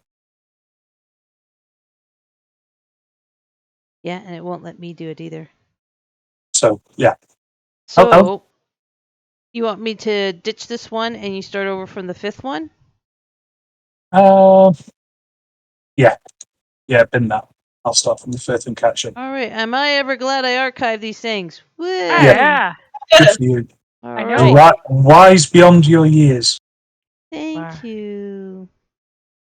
All right, can you see the 5th level one? So yeah, I can. I'm looking at it let right me make now. you. Don't do anything to it just yet. Let me make a copy of it, Yes, I don't screw it up again. and we'll just do a duplicate. Save should be at the bottom of the handouts now. Do you see it there? Copy of. Yep. Nuts? Copy Okay. of Nari. Yeah. So go ahead and grab her and work on that for leveling up. If that's okay. Okay, that's fine. Using that one.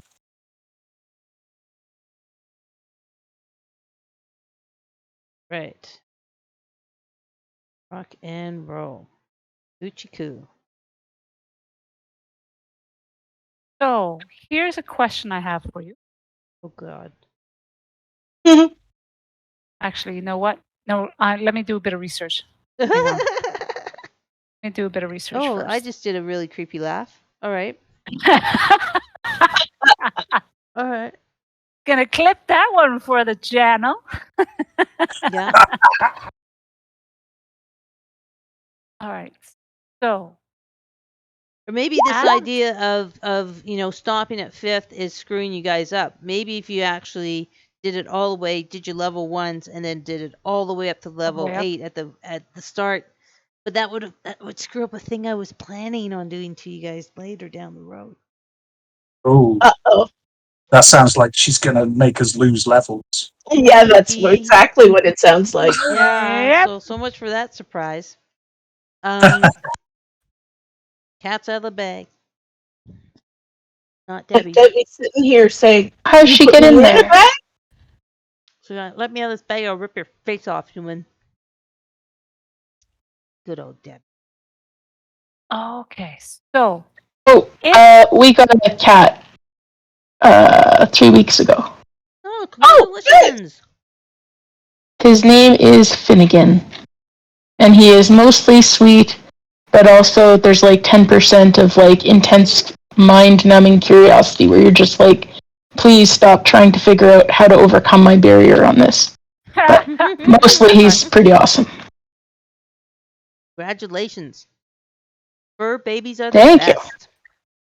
Well, it's the first pet we've had that is not a fish, so that's pretty cool. We're pretty excited. So here's my question. I have a paladin.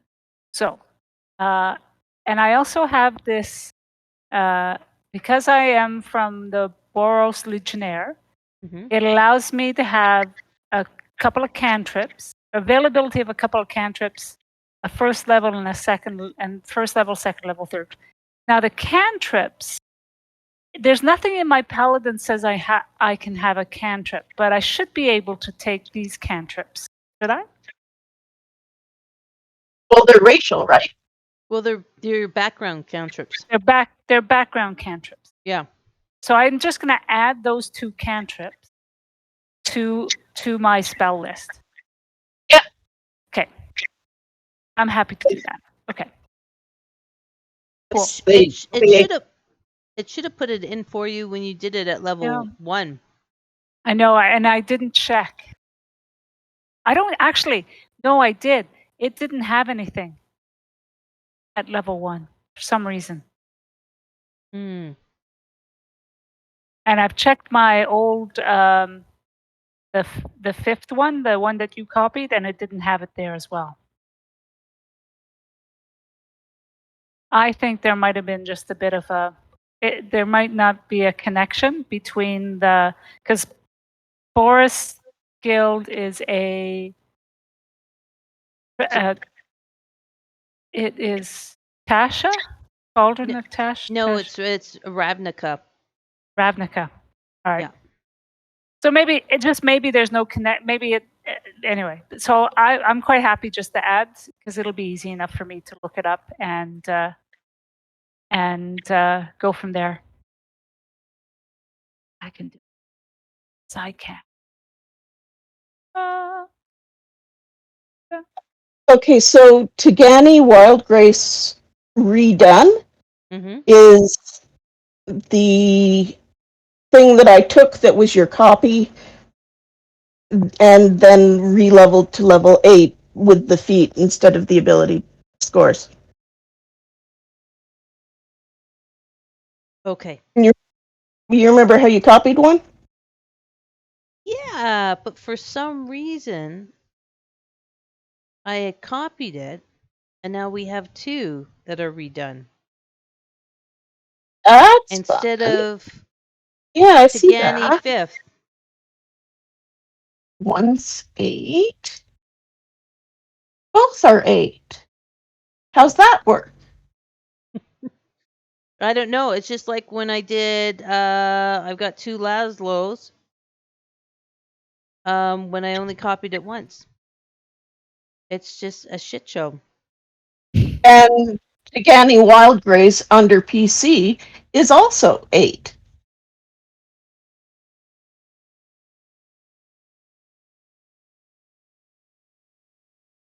I don't know. The miracle of Roll 20. We're finding a lot of bugs. It's glitchy tonight. It is glitchy. I'm almost, I don't know. Like I'm just gonna make another character here. I'm really interested about. Of course, now it doesn't light up any of my characters. I don't understand what's going on. I've never had this problem, especially when we've done tutorials for how to make characters. Never had this many problems. No,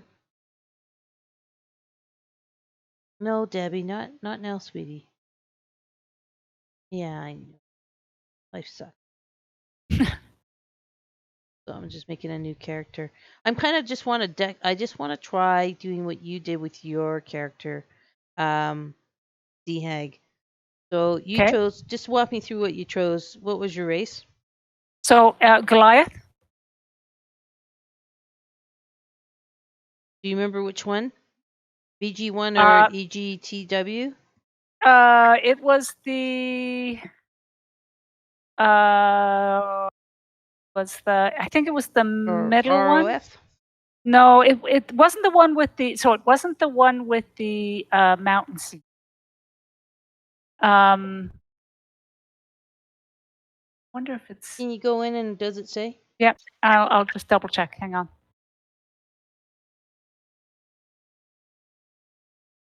Goliath doesn't say. Hang on. Let me just take a look at the Goliaths. I can tell you by looking at the list. Hang on. So, nope, it wasn't that one. It was that one. So it was just Goliath. It has a picture of a person. Goliaths can prove useful allies, but never turn to them in weakness. They are as hard and unforgiving as the mountain stone. Is it them walking through the mountains? Nope, that is not them. And it's not EGTW. Goliath. No, it's not the one we're running. That's interesting. It's not listed here as races. Oh, I see. It's VG1. Hey. I just saw it. I apologize. Yeah, no, hey, don't. VG1. Nothing to apologize for. Yeah, there we go. Great. And what did you choose your alignment? Lawfully good. Go. Okay. Okay, class paladin. There's him. There. Weapon proficiency. What did you Proficiencies? Actually, you know, it doesn't matter. I'm just going to pick a. Yeah. I just need to get to the background. Yeah. Okay, abilities. Matter. Let's roll. Hurrah.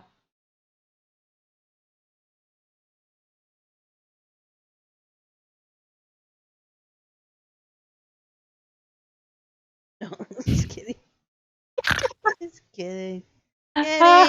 Kidding. All right, now we're on to here. Yay, Boros Legionnaire. Boros, yeah. All right, great.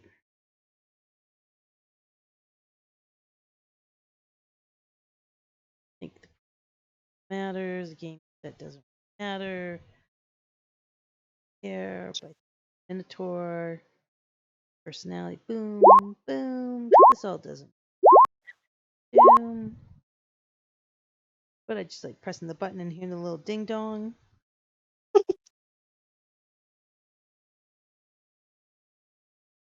Class equipment. Whip and Warhammer. Doesn't really matter. Matter. Okay, yay. Get 2 spells now. Oh. You picked Boros Legionnaire, right? Yeah. This arcane is a mystery to you. But I'm Paladin. Yeah. So that's why it didn't come up. That's why there's no list. And I just didn't jig. Here, let's see. Skill proficiency. Well.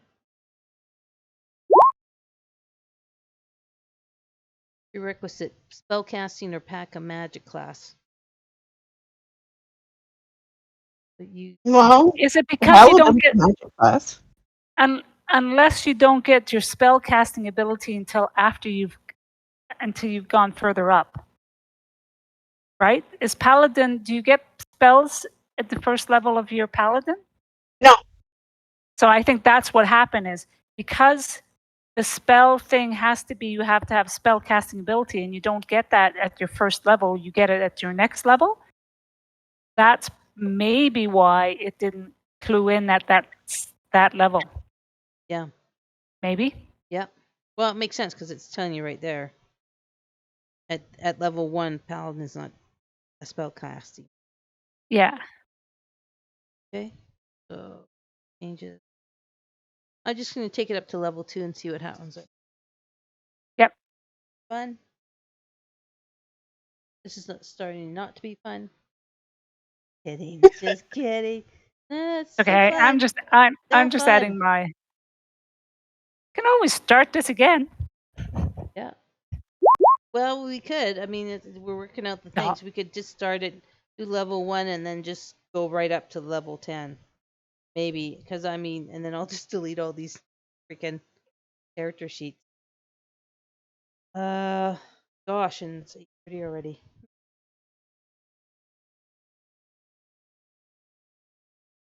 Yes, dear Debbie. Yeah, Divine Smite comes in at level 2. Preparing casting spells comes in. See, and according to the Boar's Guild spell list, I should have access to the Firebolt cantrip and the Sacred Flame cantrip, and the Guiding Bolt, the Heroism at the first level, and Aid and Scorching Ray at the second level. Right. So you're probably going to have to add those in, not in the Charactermancer, but on your character sheet and do the plus symbols and just add them. That sounds okay. Yeah, because that's okay. I'm in level 2 and it doesn't automatically add them in Yeah. either. So that's an interesting glitch to notice. So that's very interesting.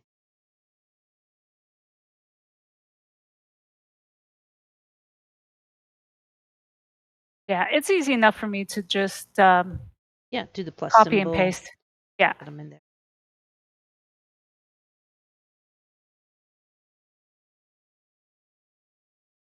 Well, I'm totally lost. I don't know where we are. Where are we? Are we all at level 8? I am. Yes, I'm at level 8. I believe I'm at level 8. Yeah, I'm at level 8. I'm just adding in the spells. Yeah. Now, again, adding spells should be fairly easy if you use a compendium. You shouldn't have to like copy everything. Just go into the compendium, which is the eye icon on the right-hand side, right where your chat is. Click on that and just add in whatever it is. So, like, I don't know. Yeah. What's a good one? Like the Sacred Flame. You just copying over the name. You've got the casting time. And then you just drag it over and dump it into your sheet. And you'll see a little box say accepting drop from compendium, and then it will automatically load that into. Oh, that's a lot easier. Oh, I didn't see that one. Yep. So that will load it right in for you guys. And then it's already there, already connected up to descriptions and roles and everything. So that's how you do that. Just type in your spell in the compendium, like Firebolt. Let it bring it up. Click to the right of it and drag it onto your spell sheet part of your character sheet. That should be fairly straightforward and easy to do. Your Firebolt. Oh. Yeah, so again, go into compendium. And this is, at least something's working. Yay! How do you delete a spell slot that you've put in manually? You see the little lock icon? You click on the lock icon, and then the garbage buckets will appear next to the spells, and then you click on the garbage. And then you click on the lock icon to lock it up again.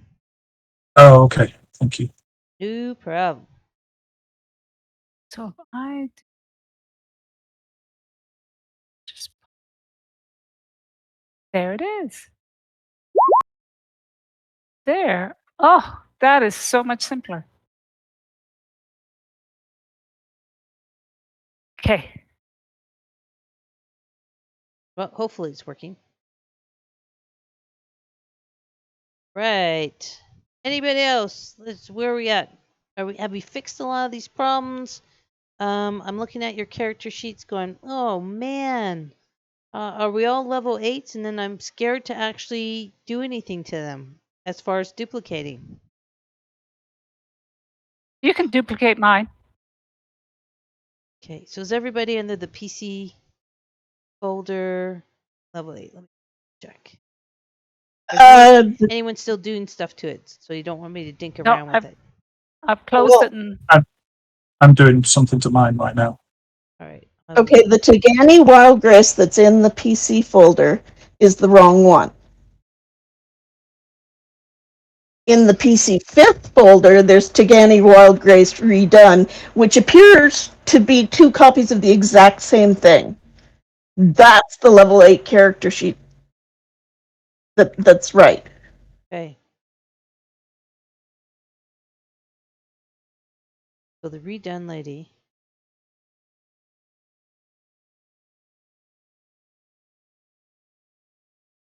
Debbie, you don't need that much room in the couch, you know.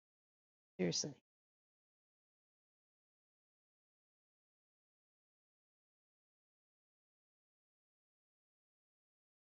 Okay. Well, we're having fun yet? Son of a gun. I do have to take a quick Yeah, go ahead. If you guys need to take a bio break, please go ahead and do so. Well, I'm kind of duplicating. Is it okay? I can deafen so it's not it doesn't broadcast the chat while I'm off. Is that okay with you guys, or is it okay just to continue? You guys keep talking. It's fine. Okay, I'll be back in a few. Alrighty, thank you. Yeah, I'm good if you want to copy mine now. Thank you. All right, Oslo 8.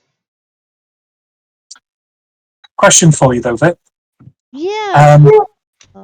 With me multi-classing into Druid, are you going to Druids and metal armor is the question. So if I wear metal armor, I can't cast any Druid spells, or I can't cast any spells. Or am I just limited now to leather armor? I think, isn't it? It's your choice. It's your game. Yeah, but when you multi-class, it's the last class that you entered into for your highest levels, that those types of characteristics, for want of a better word, or class restrictions apply to the last ones you do, right? Right. I mean, if I remember reading multi-classing, that's kind of how it works. You don't get one cancels out the other. It's the most recent multi-class that you've taken, is my understanding. I mean, and if I'm wrong, we'll have to reread that. And if you got time, just go ahead and take a look at it, because I've got to duplicate all these things. I'll have a quick look. Have a quick gander. But I think with multi-classing, I think that is the rule, that when you have class conflicts like that, or restrictions, that it's going to be on your last class. I think. I'm not sure. You're going to be my fact checker, John. Check those facts, man. Check the facts. Let me know. Okay.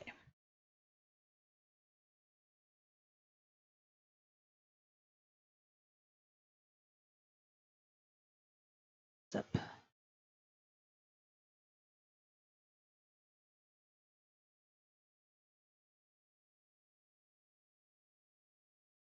Get into 8th. All right, there we go. Miriam. Let's go into Miriam's and edit Miriam's. Duplicate Miriam's. Talking to myself, because what happens when you get old?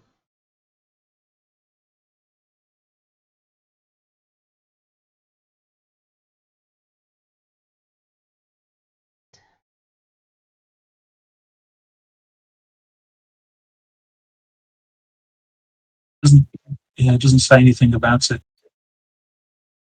Well, in the player's handbook? It talks about if you gain proficiencies. For instance, if you gain a level in cleric and choose the war domain, you do benefit from the bonus proficiencies feature, which allows you to take heavy armor, even if your cleric isn't your first class. But you don't get the if you choose to do classes, you don't get everything from all of them. You only get them from the first one. For starting proficiencies. Okay, and I'm gonna have to, John. I'm gonna have to. I can't make a decision right now because I've got No, too no, much it's fine. going on. But I will look into it And let me know. and let you know for sure. Or you might have to remind me. Yeah, it goes into starting proficiencies and starting saving throws. So, like if you're first level and you multi-class immediately into another, so you're first level in two classes, you don't get the saving throws of both classes. You only get the saving throws from the first one you start. Hey, where is your current version of yourself? Is it still copy of? Yeah, it's the bottom one, copy of Nari 5th. That's the one you should be copying. And that's at 8th level. Okay. Yeah. Okay. I'm gonna just change her to. I'm gonna make the I'll close copy. that. Don't touch anything. Just don't do anything. No, I just closed the one that was open. That's all. I'm not touching it. Cool. I'm just making her back into her original name. I'm gonna go put her back up into the PC folder. I can't. The problem is I've got so much shit to drag because of course I have the whole freaking all the handouts for the module and stuff up here. There, you see it? Let's see. Make sure that opened up okay. And 8th level, Debbie, please not now, sweetie. And then you can copy it. John, your girlfriend Debbie, my cat, messaged you. She can hear me. That's what it is. That's it.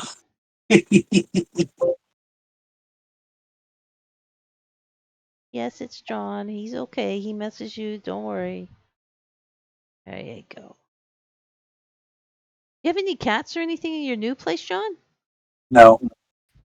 A life without cats is very hard. Yeah. I agree.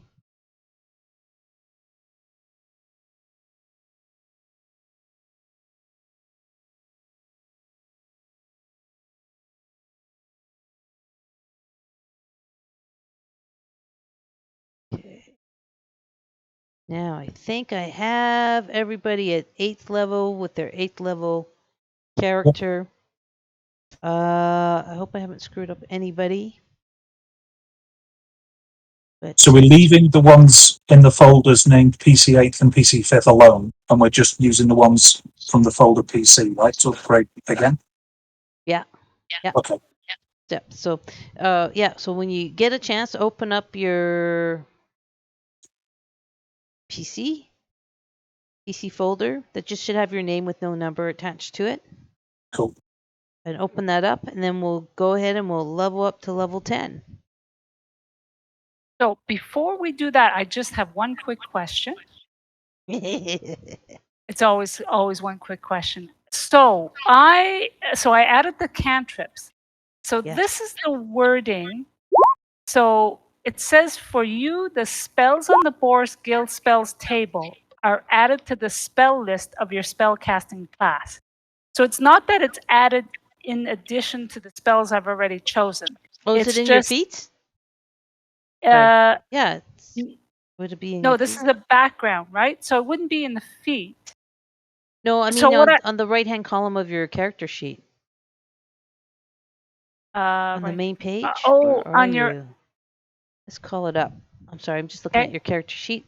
Yeah, go right ahead. Going down to core, should be core. Boris Guild spells right there are in the right-hand column. Okay. Your character sheet. Spellcasting pack, 40 spells, you are blah, blah, blah. Well, that's great, but it doesn't... There's your old spells. Well, you can't cast them from here. No, you go to the spells level, the spell page. Yeah, Right, the you put third- those in, right? But they didn't pump up themselves. You just slotted them in, right? I just slotted them in. So what I'm thinking about doing is, no, what I'm just saying is of the ones I've chosen, it's not that I get to add these ones. It's only they were part of what I could have chosen from. That's how I read it, right? So I might take one, like there's a guiding bolt that I like, and I might just like change up one of my level 1 for it, like delete one of my level 1 spells for it. But I can do that later. I don't need to do that now. No, do it now. It's in your mind, right? Okay. Oh, this is gonna screw. Well, no, maybe it doesn't. Okay. You know what? Don't worry about it. I'm quite happy with the spells I've chosen. It's nothing. It's not a game breaker for me. It really isn't. Oh well, I mean, I'm quite as long happy. as you can figure it out. I'm just saying. Oh, like I've already saved what's her face Yep. at level 8. Yep, that's fine. Don't worry about it. It's cool. It really is fine. Okay. I've got the cantrips. That's what I'm happy with. All That's right. okay. Cool. Yep. All right.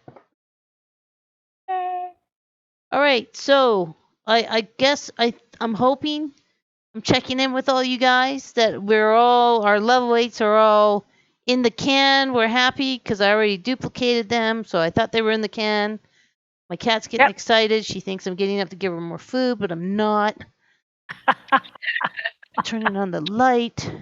Okay, so level 10.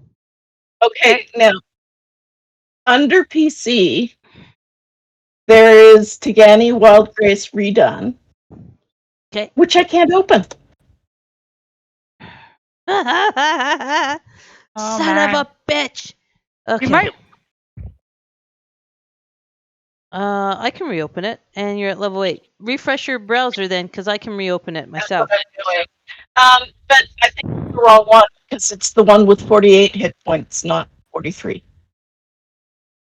Okay. It is set for all players to be able to open it. You got 43 hit points. How come it only has 43? Because I decided, in order to be able to use the longbow, I took a feat instead of increasing my constitution, so I didn't get as many hit points extra. Okay, so is 43 correct or no? 43 is correct. Okay, great. But when I was opening it, it was saying 48. But now that I'm refreshed, all is good. Oh, fantastic.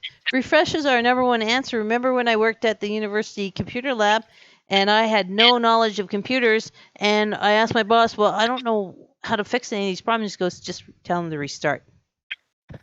And 95% of the problems got fixed with restart. Yeah. Windows answer to everything. Restart your machine. Restart. Yep. There you go. Restart. All good. Happy days. Guys, anybody remember was it the early 90s animated show called Reboot? Well, I was in a different country in the 90s, so. Oh, I'm going to. Oh, I remember. It was a kind of a computer graphics. It was the first animated show. Yeah. With a blue guy and a girl and. Yep. Oh, yeah. I remember that vaguely. I love that show. Sorry. So, I've got a choice of, and I've sort of narrowed it down to 2 feats, and I'd like everybody's opinion. So the first feat is Warcaster, which everybody knows and loves. And that would give me advantage on concentration.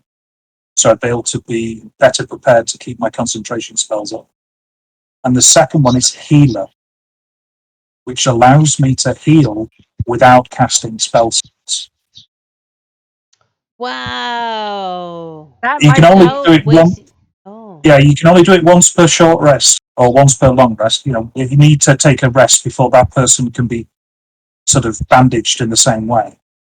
But it does allow me to give you some hit points back. Now, what are you doing in terms of shields and armor? Well, that's a good question. We're going to figure that out, depending on whether the rules say, because I'm now part druid, I have to go with non-metallic. Right. No, my thought is that one of the reasons I needed to take Warcaster when I was a cleric is because if you're holding a shield with one hand and a weapon with another hand, you do not have a third hand to do the somatic portion for spells. Mm. But if you take Warcaster, Problem you've solved. practiced your way around that. Yeah, exactly. So if you don't take Warcaster, you can only hold one weapon and no shield. Unless you're going to put things down and pick them back up again, and your DM's going to let you do it. I don't know. Dawn, are you going to stand in front of me all the time? I will do that for you. Well, the problem is, though, if I'm a tank, I should be in the middle of the fray. Yeah, but I As should be long- slightly further back, is what I'm Yeah. saying. Yeah, I am happy to be the tank. Okay, I'll take a healer then. So I can carry a shield but no weapon, and I'll just start blasting things. Yeah. Or I can have a do staff that. instead of a shield, and whatever. I'm going to do it. I 'Cause- like that. As a short rest, to give you a d6 plus 10 hit points Oh, yeah. Oh, once per short rest. Is, yeah. Yeah. And I can also stabilize dying creatures, and they regain 1 hit point when I do. So, yeah, I'll use that one. I see you've learned from our last experience. I did. John, you and I, we're gonna have a backstory. Oh, That idea that whenever we go into battle, I am your protector. that's fine by me. Yeah, That's bang on. that sounds awesome. That sounds good. So yes, so we do the same thing, level up by 2, roll the average, it gets done. Right. Next.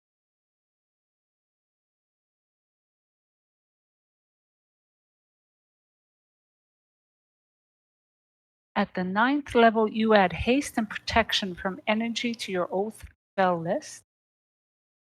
Okay, and starting at the 10th level, you and friendly creatures within 10 feet of you can't be frightened while you are conscious. Oh, I have Nice. Aura of Courage. Sweet. Oh, nice.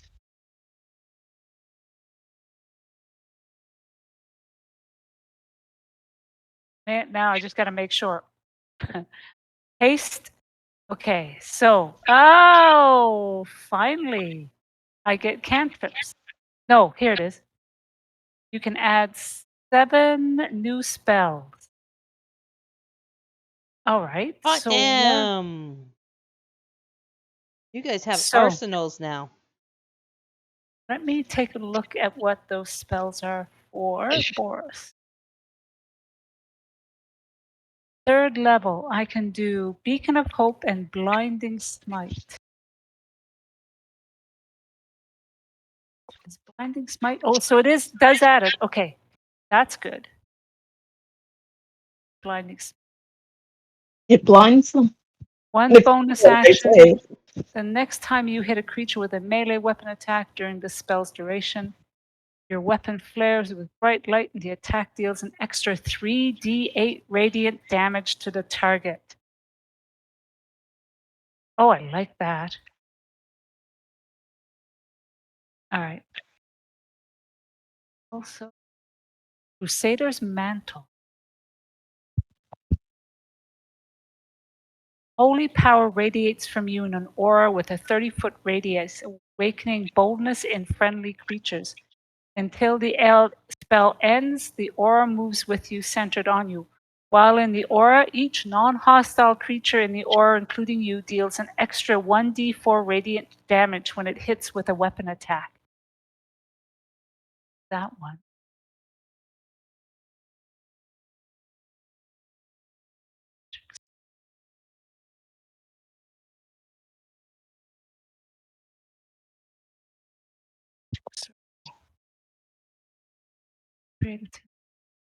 Hi, Debbie. Ooh. I love you. Yes. Big kitty. Still say Okay, level 10 so- or 10. Level 10 for a rogue includes another ability increase. Mhm. I need to use 2 points to increase my modifier if I choose Dex. If I choose Constitution and Charisma, I can get 2 modifier increases for 1 point each. Opinions about which is better? Depends what stats you've got. Well, my Dex is already at 18, so the modifier is 4. So I would basically be maxing out my Dex if I were to increase it to 20. But of course, that's all my to hits and my damage. Now, Constitution is only 13, Charisma's 15. But Charisma's going to be all of the persuasion, deception stuff. And Constitution, of course, is hit points. Yeah, but if you don't get hit in the first place because you've got a higher AC, and it sounds like you want to play a ranged character, so you shouldn't be getting hit, then I would go with Dex, because it makes you more accurate. Okay. Good logic. I like that.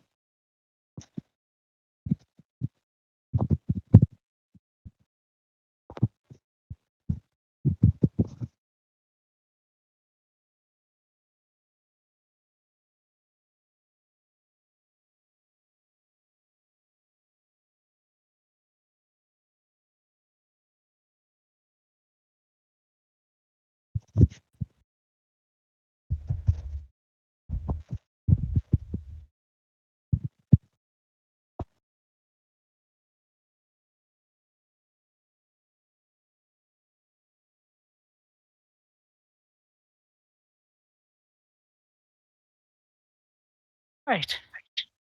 I think I'm happy. You say that now, I know. but I'm glad to hear somebody is happy. Yeah, I think I'm happy with what I've chosen. So I've got the 2 cantrips. I also have 6, 7 spells. At level 1st, I've got Detect Magic, Divine Favor, and Searing Smite. Level 2, I have Magic Weapon and Prayer of Healing. And level 3, I have Blinding Smite and Crusaders Mantle. Yes, I'm okay with it. That sounds pretty good. I think so. All right. Now, I haven't played spells in a long, long time. I got to remember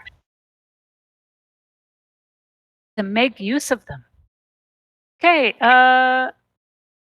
review. I'm happy with the review. I have. Oh yeah. Now, what's the other thing? That's the other thing. I should have.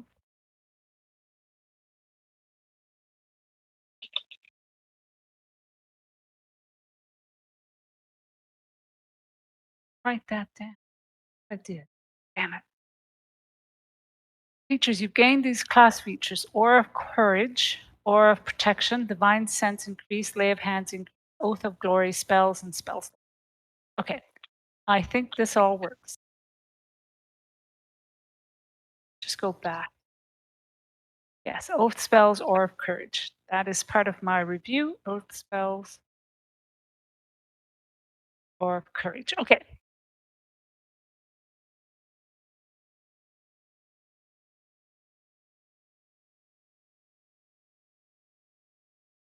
Protection from energy to Oath spell.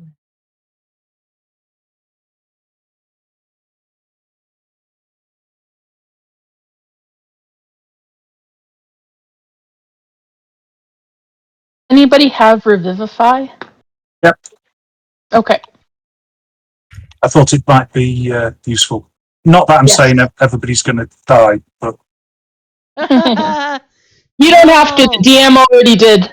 I did in my email. You're all going to die.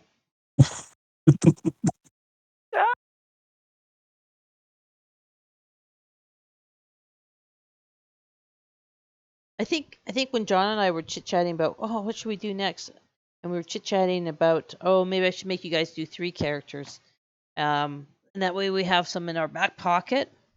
But after it's like 9 o'clock, I'm like, no, not making 3 fucking characters each. No, ain't Have some happening. notes ready, but So- that's it. Where would my oath spell list be? Is that part of my regular list? It should be. I mean, check on your main character sheet, the core page, and look on the right, and check see if it's there. And you might have to Okay. click on it to open it up to get the whole dialogue. Okay. Oh, okay. All right. So let's apply Maybe. changes. Maybe it's Can there. always go back. No promises. Yep, it's there. Good. Thank God I had one question I answered right today. Oh.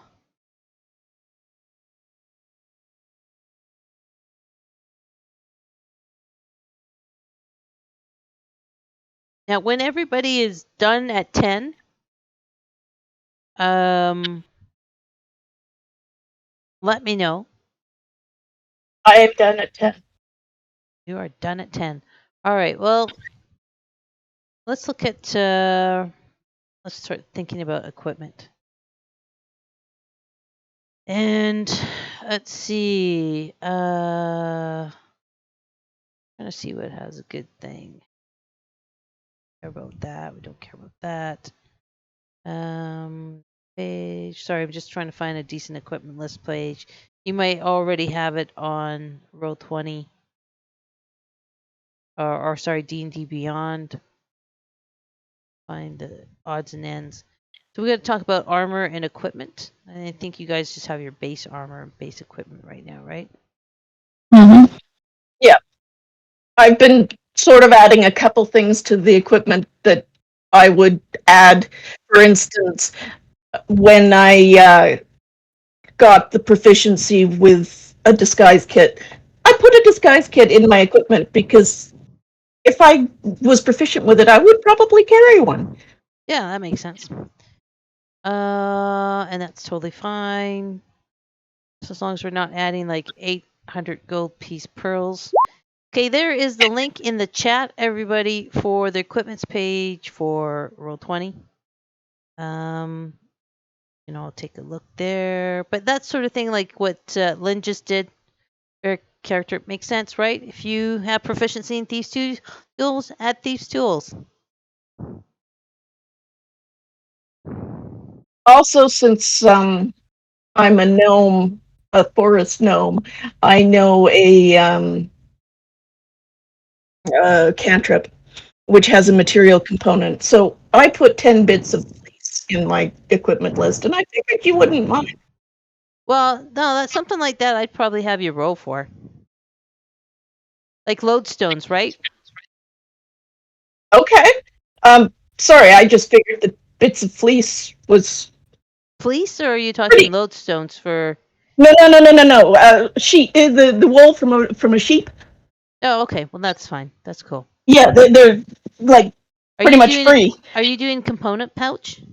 Or are you doing arcane focus? Or you're a I've rogue? only got the one cantrip because of my race. Okay, cool. I'm just carrying the fleece. Yep, no problem.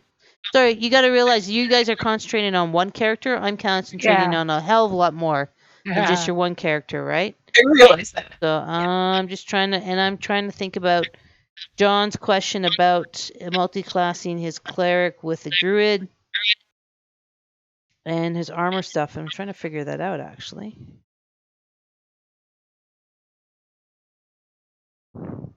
So yeah, so in the meantime, you guys have the list of equipment, and if it makes something fairly common, fairly cheap, then go ahead and add it. If there's anything you have questions about, just pipe up.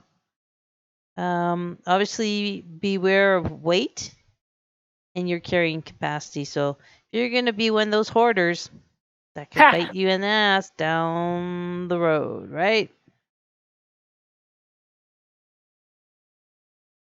Now,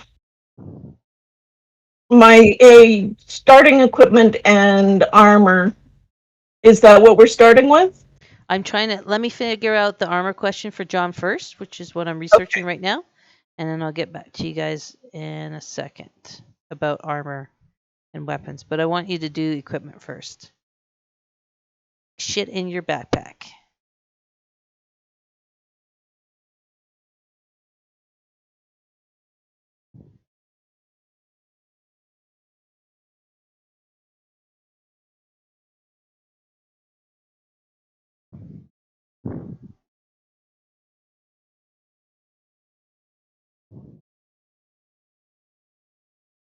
Baby. Huh.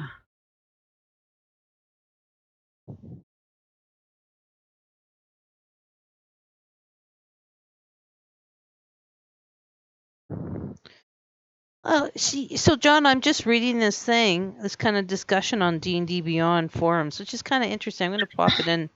Maybe you found it as well, and how they're discussing the metal armor issue, right? And I'm just looking at the basic rules too that they linked up in there. Sorry, guys. That was my fault.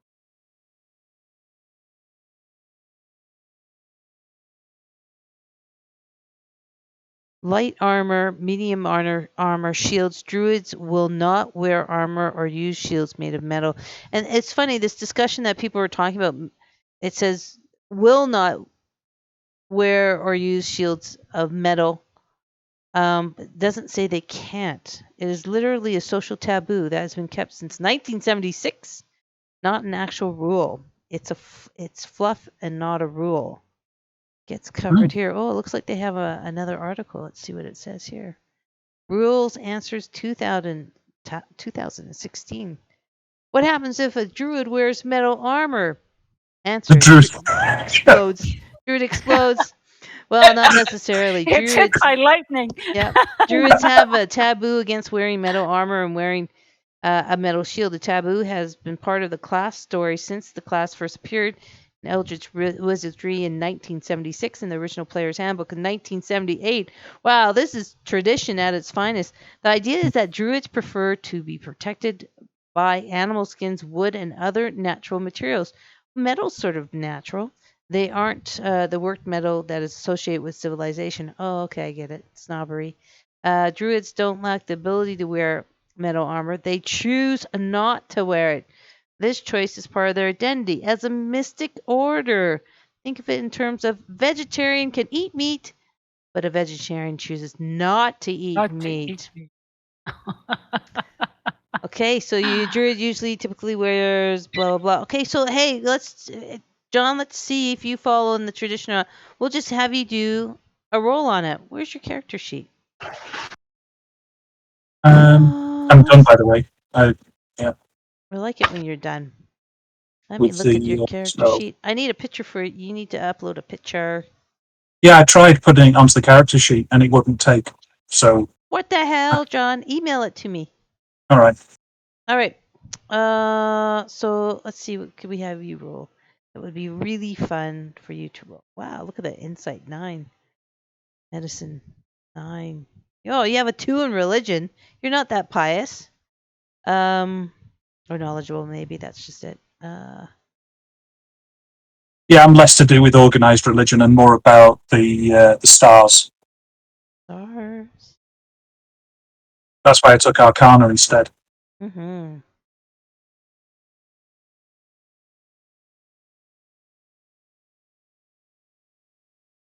Well, I mean, let's just do what I always do when I don't know how to do anything, which is we'll just have you roll a 1d20. Wait for it though, and if you roll 1 to 10, it's morally against your code to wear metal.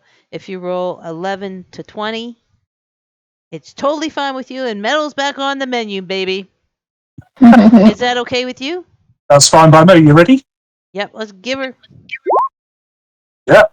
Metal's on the menu, baby. Metal's on the menu, baby. All right. It's fun you can work it into your backstory in an interesting way. Yeah. Yeah. I mean, just because metal is manipulated, just like leather is manipulated. I mean, if you're talking about steel as an alloy, but it doesn't mean like iron isn't an Copper. alloy, right? Yeah. Copper, yeah. Metal is a naturally occurring elements, for Christ's sakes. Even I took chemistry in high school, even though I was probably a little high all the time and didn't really pick up as much as I should have gotten from that. Oh, God bless the 80s, and God bless Daryl Davenport from Rolling Hills who got us free weed. You know what I read recently? Mhm. Is that there was an article on scientists who are specializing in the Big Bang and right at the beginning of the universe. And those scientists consider anything that isn't hydrogen and helium a metal. God knows how they explain it. I didn't want to go any further and bamboozle myself, but they genuinely thought that you have hydrogen, helium as gases, and then everything else is a metal. And I was like, Well, they don't. wow. Okay, they don't mean gases. You see, stars make all of the elements, right? Mhm. From hydrogen. And that's why Ziggy Stardust has Stardust as his last name. Yeah. So I was just like, okay, I'm happy with that. Metal's on the menu. Cool. I've sent the image to you. So, Oh, okay. Thank you very much. Let me get on that. So now that we've kind of sorted out that question, let's go back to Lynn's question about armor.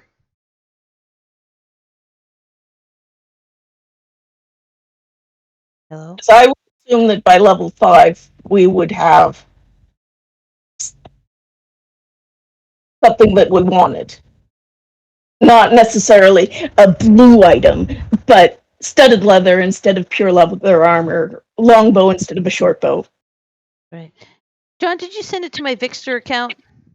at the Gmail account. Oh, the Gmail. Okay, hang on.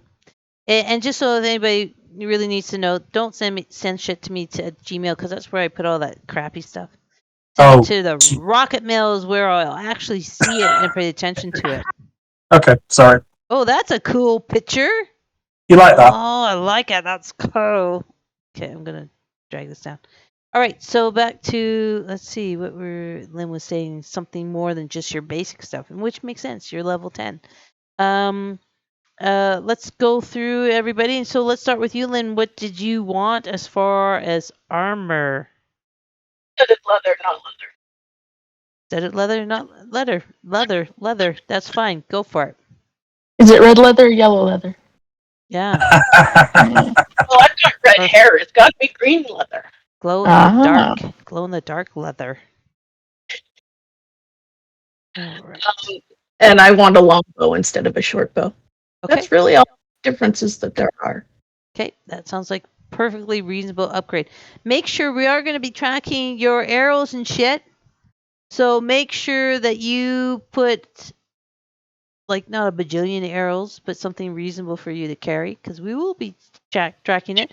And make sure that on your character sheet on the right-hand side of the core that you do add arrows in there so you can have your inventory and take it down every time you shoot.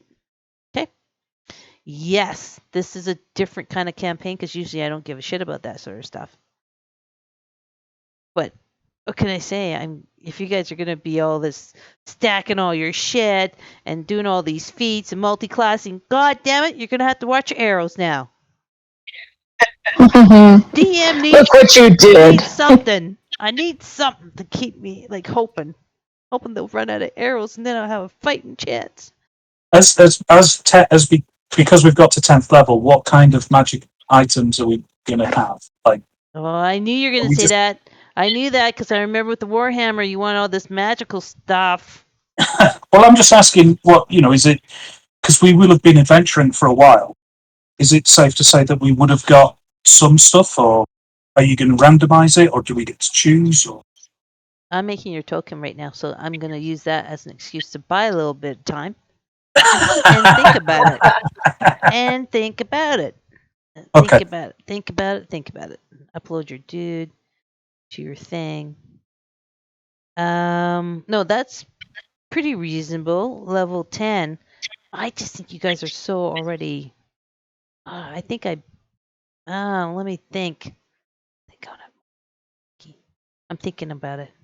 I gotta give you something. But last time that backfired on me. Remember with your Warhammer, and all of a sudden you had an AC of what, 20, and nobody could fucking hit you. Ah, Well, the crabs hit him. we Well, still died. yeah, I was the last man standing, but eventually I was bitten and beaten to crap. Ah. That was painful. Yeah.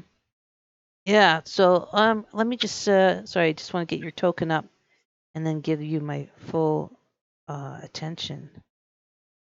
Token.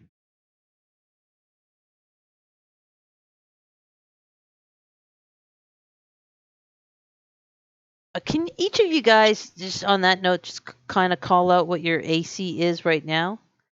Because I do not want to get in that situation. Because if 16. okay, Oh, I haven't upgraded my armor. Just a sec. Sorry. okay, 17. thank you. So you guys are not lightweights by any means. Mine's 16 without a shield. Because I got chainmail as a starter. Yeah, and I'm not taking a shield. Debbie, can you not please, honey? Thank you. I'm sorry. I'll give you love tomorrow, man. Sundays are fun day. Just plops down like you suck. Just okay. Go have a bath now in front of me and do all that gross stuff. Oh, girl, that's my baby. Shari, how come I can't find her? Or him? Sorry, it looks like you're a him, a he. There Yeah. you go, and you even have your pronouns, so I should have noticed that. So my apologies. Yeah, I'm up to 17. Sorry about that. Oh, no problem. Okay. I want to finish setting up John's token. Who has night vision too, by the way? Oh, I do. I believe I do. Night.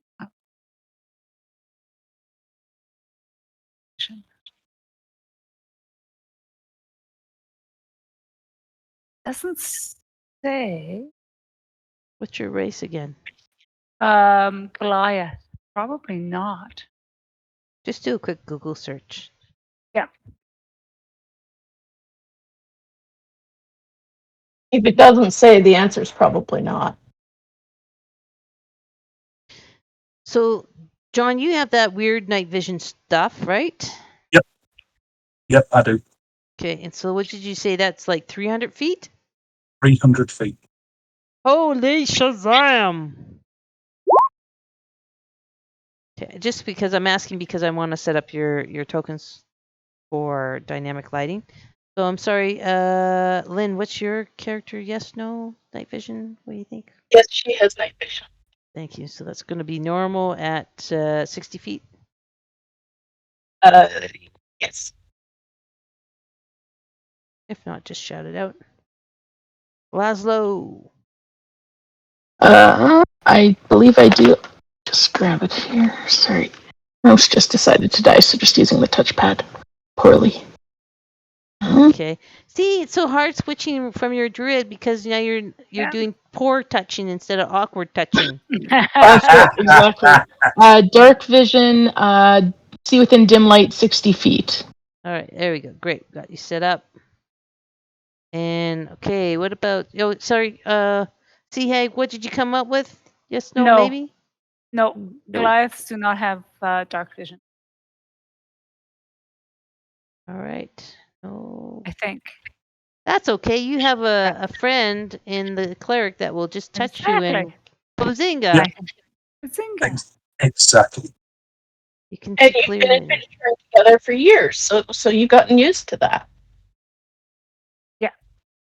And sorry to interrupt briefly, just if I was adding an item like a set of tools, I look it up in the compendium, and then there was a way I could just click on it to add it to the character sheet. what you want to do is just go. You want to find it in the compendium, Mhm. and just to the right of the word. You don't necessarily want to click on the word because that just brings up the description. You want to go right off of the word and click and drag it onto your character sheet. So have your character sheet open. And then you'll Okay. get a little message that will say adding from the compendium on it. That's handy. Okay, thank you so much. Yeah, no problem. Yeah. Hang on, guys.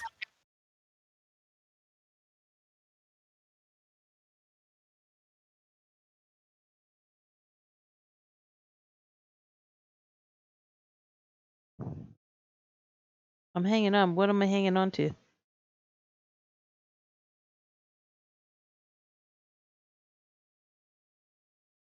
Sorry. Okay. All right. Now. Okay, so we've got your token set up. We've got your character sheet set up at 5th, 8th, and 10th level. Hopefully you guys are just tweaking your equipment lists and keeping an eye on the weight. And we're talking about armor. And you want to talk about magical armor and magical items. This sounds like I'm really ripping you off, but I'm going to say you guys are all at a fairly decent AC. So you can get better armor, but I'm not going to let you have any magical armor. No offense. That backfired on me with the Warforge. No offense. I mean, high class quality regular armor, but yeah. What about other magic items? And what other magic items did you have in mind? Jesus, I feel like a Walmart. I really do. I feel like a Walmart. Well, I mean, okay, I get your point because you've designed this a certain way and you don't want us to just waltz straight through it without any challenge. That actually would be boring, which I get. And have you added your shield already? So are you at AC 16 or 18 already? Well, no, I've got a shield, but I'm not using it because I need a hand. I don't have Warcaster, so I need a hand free to be able to do the somatic gestures. Okay, but if to you cast. do a shield with one hand and not use a weapon, then you're going to be up to 18, right? That's right. Yeah. Okay, so then you're possibly 18. We got Lynn's character at 17. We've got River at 16. I'll learn your new names later, and then Grena at 17. You guys are all pretty good. Like, you're not 12 or 13, right? You're going to be hard to hit. And then she gives us creatures that start hitting with +10. Yeah. Well, we'll see how it goes. Now, don't forget, this module, there is treasure to be found and magical items to be found. Right. So, to be quite honest, if I load you up with magical items at the start, then where's the fun of what treasure you're going to find? True. Do you know what I mean? That makes sense. Yeah. So, so as we look at this weird little temple thing in the desert, again, I should have put a sign, Walmart, right on the front, flashing. 24-hour Walmart. Come on in. See what we have in the discount pile for magical items. Zip, zip, zip. All right, let's talk more about your internal, like your story, your backstories, and let's start with John and Seahag or Nari. I got to get used to this. Nari. Miriam. Miriam. Oh yeah. No, you said We'll change your display name, Traveler. Did I not change it? No, you're Traveler. Oh, okay. Yes. Traveler. Which is fine. But let's start with you two because you guys already have an idea, and then we'll bring in Laszlo. So, Andrea, can you change your display name to Laszlo and give me whatever pronouns? Oh, sure. And that would help me kind of quit calling you River. But River will always be a part of... In your heart. Yeah, we'll always be there. Or at least on my shoulder with the gentle touching. There you go. Mm-hmm.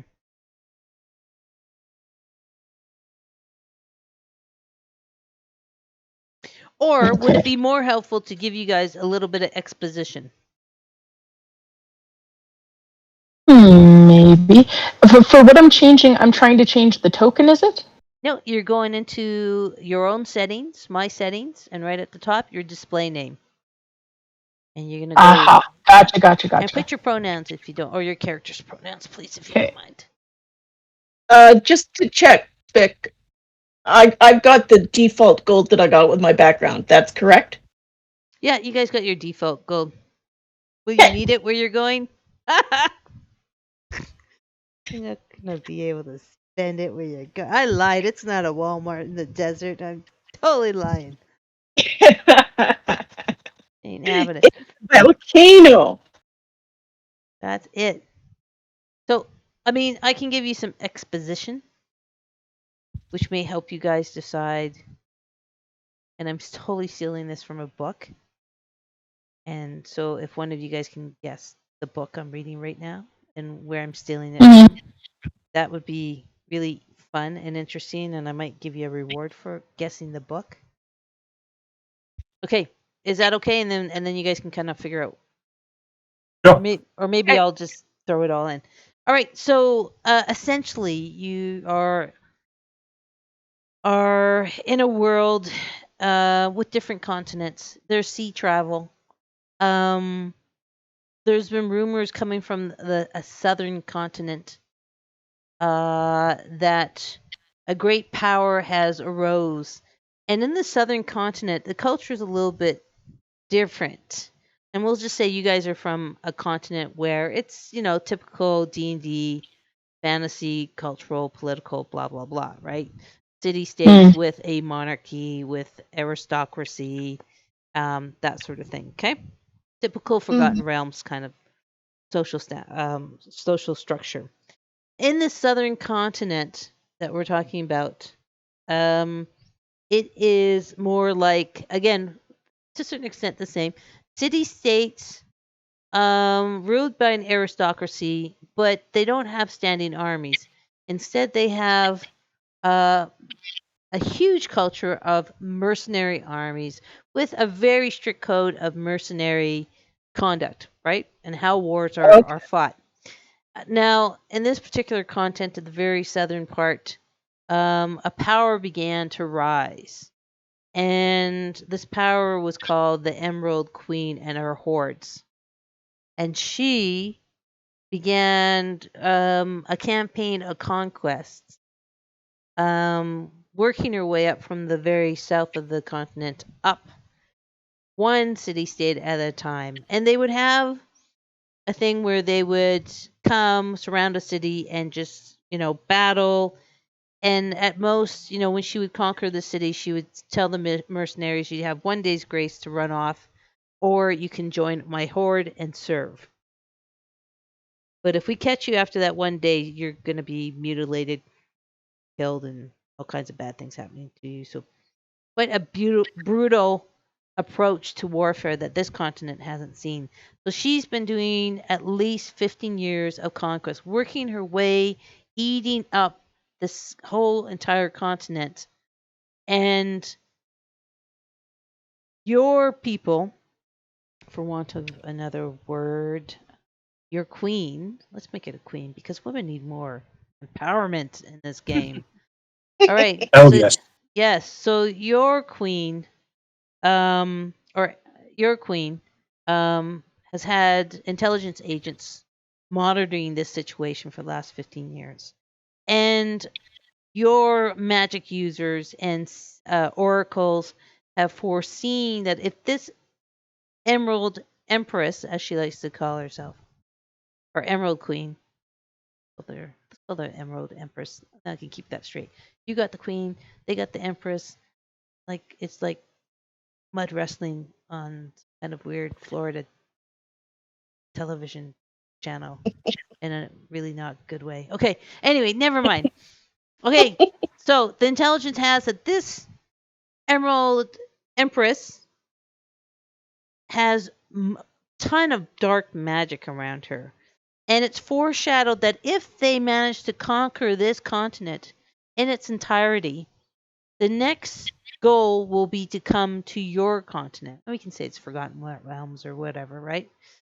And once it conquers your continent, the goal isn't just conquest. There is something about dark demonic magic about this Emerald Empress, calling through the different planes, that conquest isn't the goal. The complete utter destruction and sucking of all the life of this entire world is the goal. But we don't get to ride white horses. This is not the Heralds of Valdemar. Good guess. You're kidding. And this is not Karst that has the life sucked out. I love your guess because I love Mercedes Lackey and all her work. But no, you're not quite there. Close though. Okay. Not quite there. But yeah, no. So this is the thing. So your queen has sent you this band of to infiltrate the Emerald Empress and try. You can't obviously army and armies. You can't compete. And the logistics of moving an army large enough to actually take on the Emerald Empress to the subcontinent would be astronomical, and you folks just don't have the logistical or material means to launch a force large enough to do that. On her home turf too, right? You have allies in this continent that, are battling her as she works her way up to whatever, and they've smuggled you in.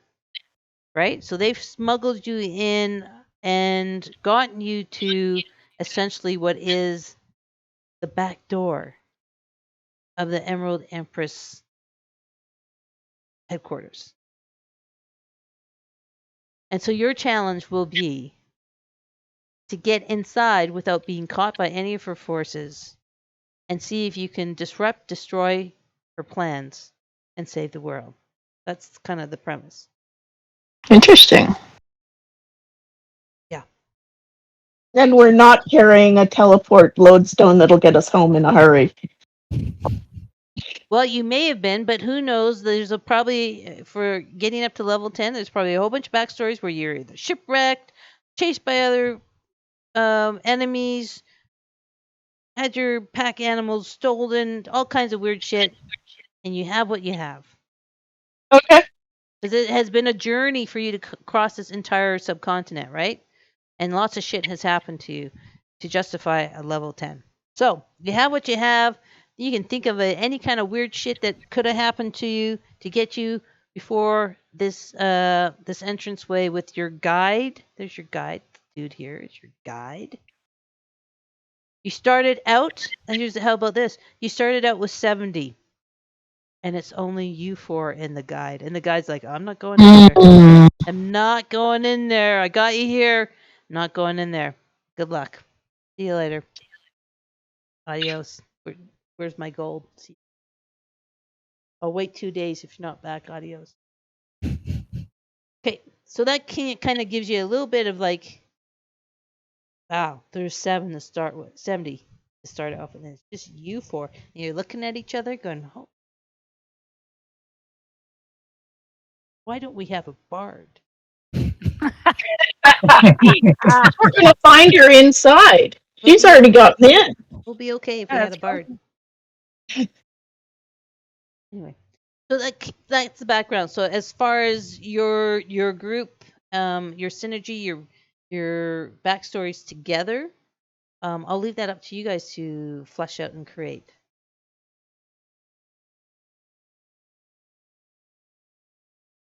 Who's the other gnome?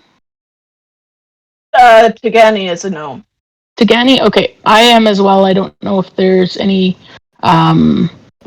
shared community or anything like that, but just thought I'd check. Well, we can make one up.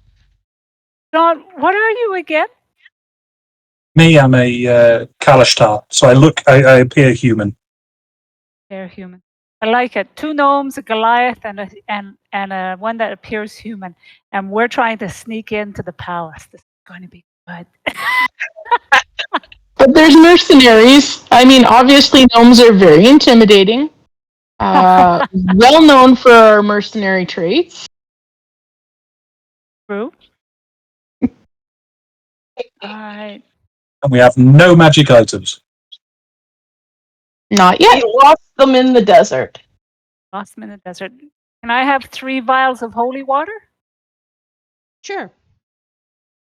Yeah, the non-magic stuff that I've added.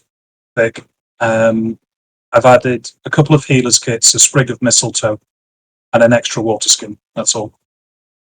It's good to have water. Yeah, It's a I very know. good I idea to have always, water. I always carry two water skins, but I need the sprig of mistletoe. Oh, that sounds grand. So I take it from it's always good to have water. Might there be more of a focus on eating and drinking in this one? Yes. Most Okay. definitely. You guys have had to cross at least one desert to get here. Okay. And So- it's more footsteps when you have shorter legs. This is true. So you're happy I took Goodberry then? Oh, Very. Yes. bless you. Bless I almost took create like food and water, and I was like, oh well, that doesn't seem to be her style. It's probably not going to come up that much. Yeah. So I'll wait for the next time we get to learn stuff. So I put in so I put in a licorice root, which I need for one of my spells. Okay. Cat, bear, and bull fur, which is again for one of my spells, but it's I just took the 3 for the animals I was thinking about. Mhm. I decided to add a map or scroll case because I thought, well, maybe one of us has a map, or I was thinking like I would have the map of either, or we could get the map for the layout of the palace and all that. You're not going to have a map for the palace, but you definitely have a very detailed map from your guide of the continent. Okay, Right? so I'll have that. Okay. I added a fishing tackle, but I don't know why. I was thinking my character likes to fish. What can I say? The 3 holy water. I did think about this before about putting a climber's kit, just because I'm so big and so heavy. I'm probably dexterity wise. How am I dexterity wise? Well, are you playing it like, I mean, typically that race is from the mountains. So that does make sense that you True. would have a climbing kit on you as standard kind Yeah. of stuff, right? Yeah. Yeah. So that's really the only, and I decided to, as a nod to John's wisdom, add another water skin as well. But other than that, that's it. Okay. If that's okay with the yeah. Yeah. As long as, again, keeping track of your load and your weights, and just keep that in mind. Yeah. I've only got one spell which has components that are consumed. So right now, I'm guessing I don't have 300 gold pieces worth of diamonds for Revivify. We're gonna have to get you some. Worth of diamonds. That's amazing. I know. It's everything else is a twig here and a piece of cloth there, and all sorts of weird and wonderful things. Which I'm like, yeah, okay, but the spell doesn't consume any of that, so fine. I've got all of that. It's the only one is for Revivify to make it. Can we say that as part of the maybe as part of kind of the payment for getting ready to come to doing this, you at least got at least enough for one element? Or is it something that we're going to have to try to get before we break in? It's entirely up to Vic. Yeah. You guys. Okay, so if you have an expensive component like that, you will have enough on you, even though you've crossed all of this crazy continent. You'll have enough on you to at least cast it once. Okay. Okay. So just the Okay, once. now, Vic, at 9th level, I gained the ability to create false identities. I put it up in the chat. And I can get letters of introduction, official looking certificates, da da da da da, so that I can insinuate myself into. Is it reasonable to assume that I've spent the 7 days and the 25 gold pieces to create such a thing to get in to help get into this castle? I would say that you're not going to know enough about the Emerald Queen or her horde to understand a couple of things. A, their language. B, the written language, and their structure of command. Okay. To see even if if they have an aristocracy or is it all military because of mercenaries. You guys don't really know the social structure, except that you do know that she does seem to have a cleric class that serve her and do a lot of human sacrifices and all kinds of atrocities. But So could I say you guys don't. Your intelligence isn't very good, except for here's the thing: this horde has just piled over everything. So getting good intel has been very difficult. You know what I mean? but could I say disguise myself as a merchant from one of the cities that they rolled over? But I mean, I knew what the merchants were like before they rolled over it. If you're following me? Yeah, I get what get where you're coming from. I'm saying this is a very different situation. This isn't a situation where there's merchants going in and out of this military camp at all.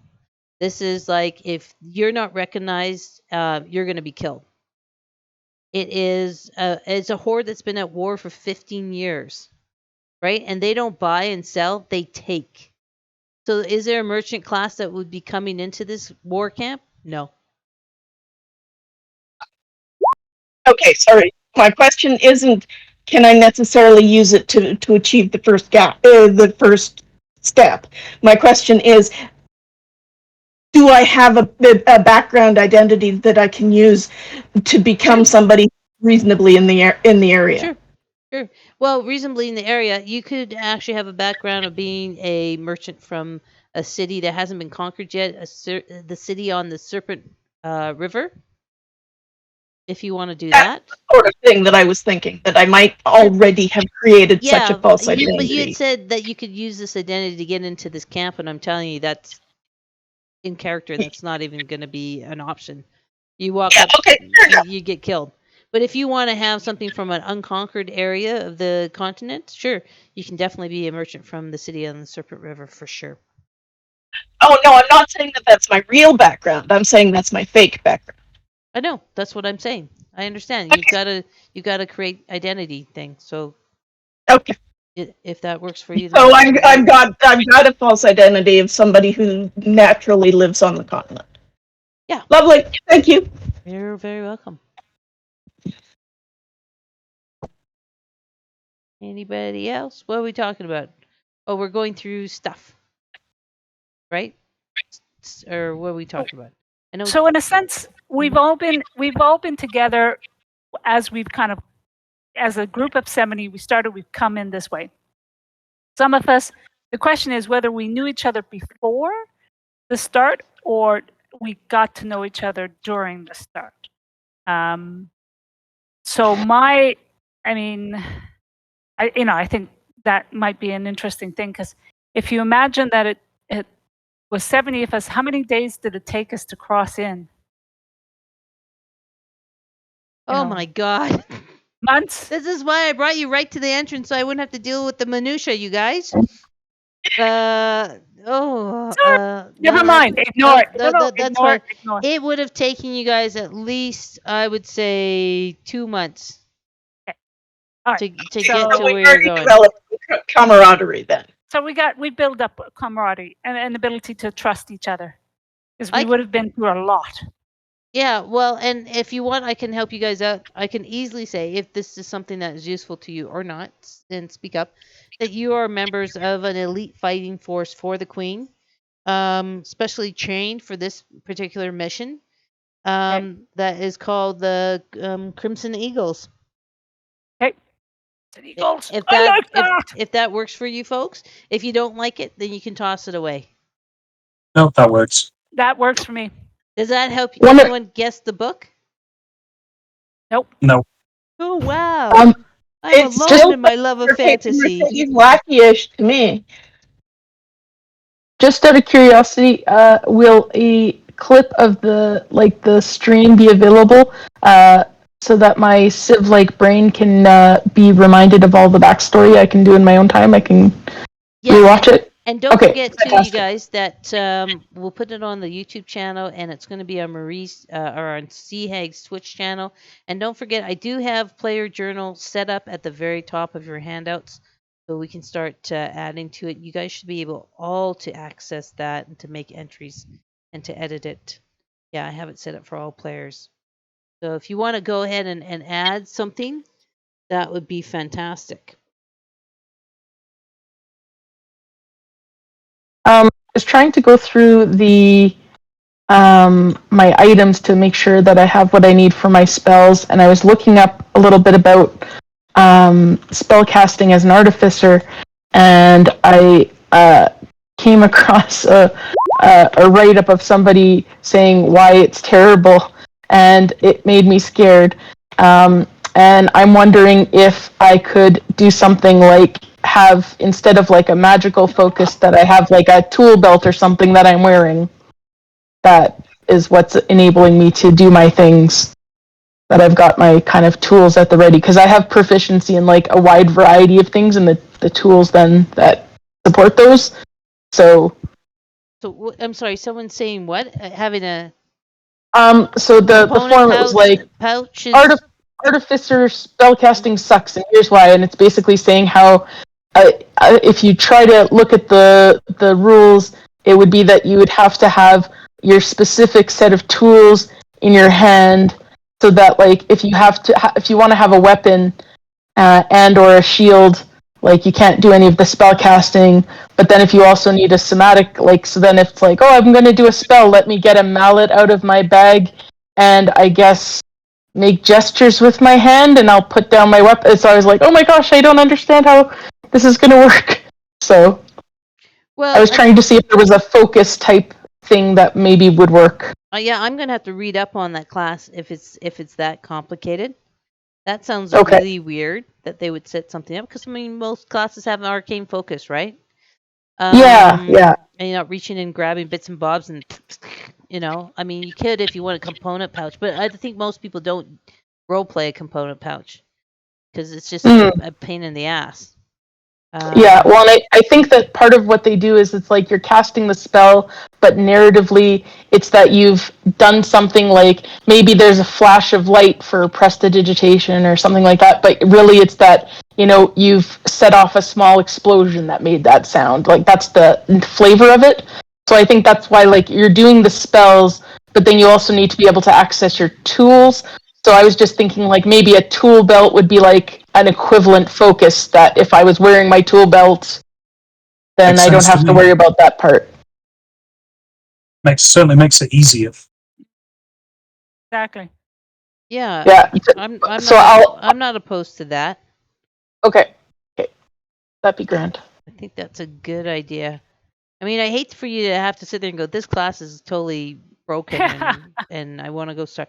But if you wanted to, and so that's the thing too, guys, if you, after sitting there thinking about it, you think you can't play the character you've made, then I don't have a problem with you changing it. Just let me know and I can make you up the character sheets.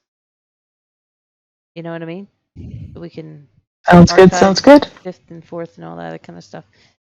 But I think that might be the fun challenge, is trying to figure out how to get this thing to work. Artifact. Mm-hmm. Oh, artifact. Yeah, I'd have to read up on this. Yeah, for sure. Holy shit, that's a lot of reading. Okay, I'm getting tired. No. Okay. Not tonight. All right. Mm-hmm. All right. So yeah, well, for now we'll work with the tool belt idea. I like that. That's cool. Okay. And then I'll read up on it, and then if I have any more feedback, I'll let you know. Okay. Anybody else got any weird stuff happening? Well, I was hoping this wasn't going to take too long because I already had a whole combat, like battle map and combat things all set up for you guys, but it's 9:45, so we're not starting that. I think that'll give us enough time to proofread our characters and shiny them all up for you for next month. Yeah. Yeah. Great. Yeah, I like that idea using Toolbout as a spellcasting focus. Cool. I could have sworn that I read something somewhere about artificers doing that, but I haven't played an artificer, so Well, it would have see, been that's interesting. the exciting part. We're all going to learn something new from this. Okay. All right. So I think let's just set our next date.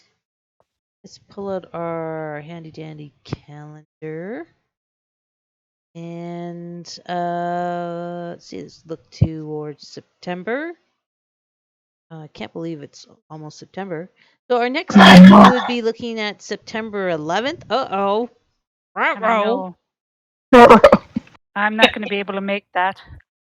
Are you still on vacation? Yeah. Yeah. And then you've got is Icewind Dale starting up on the 18th? Yes. It's actually next week. I mean, Oh, I for haven't- September, though. It's supposed to be on the 18th. Yes. Yeah. We could do the 25th. No. Yeah, we could. Problem with that. I don't know about the rest of the crowd, but I don't have a problem with that. September I don't 25th. believe I do. Yeah. What about? I know, 'cause, instead of the 18th, why don't we move to a Sunday just for September, and then move back so we can get it in on the 19th? Because otherwise, it's going to be 6 weeks, 7 weeks, Yeah. every 2 Yeah. months. We'll have forgotten most of it. When are you back, Marie? Don't actually get back until we actually Mm. might be back on the 17th. You're going to come back from a big holiday on the 17th, and you're going to run your own game on the 18th. No, not going to Holy happen. shit.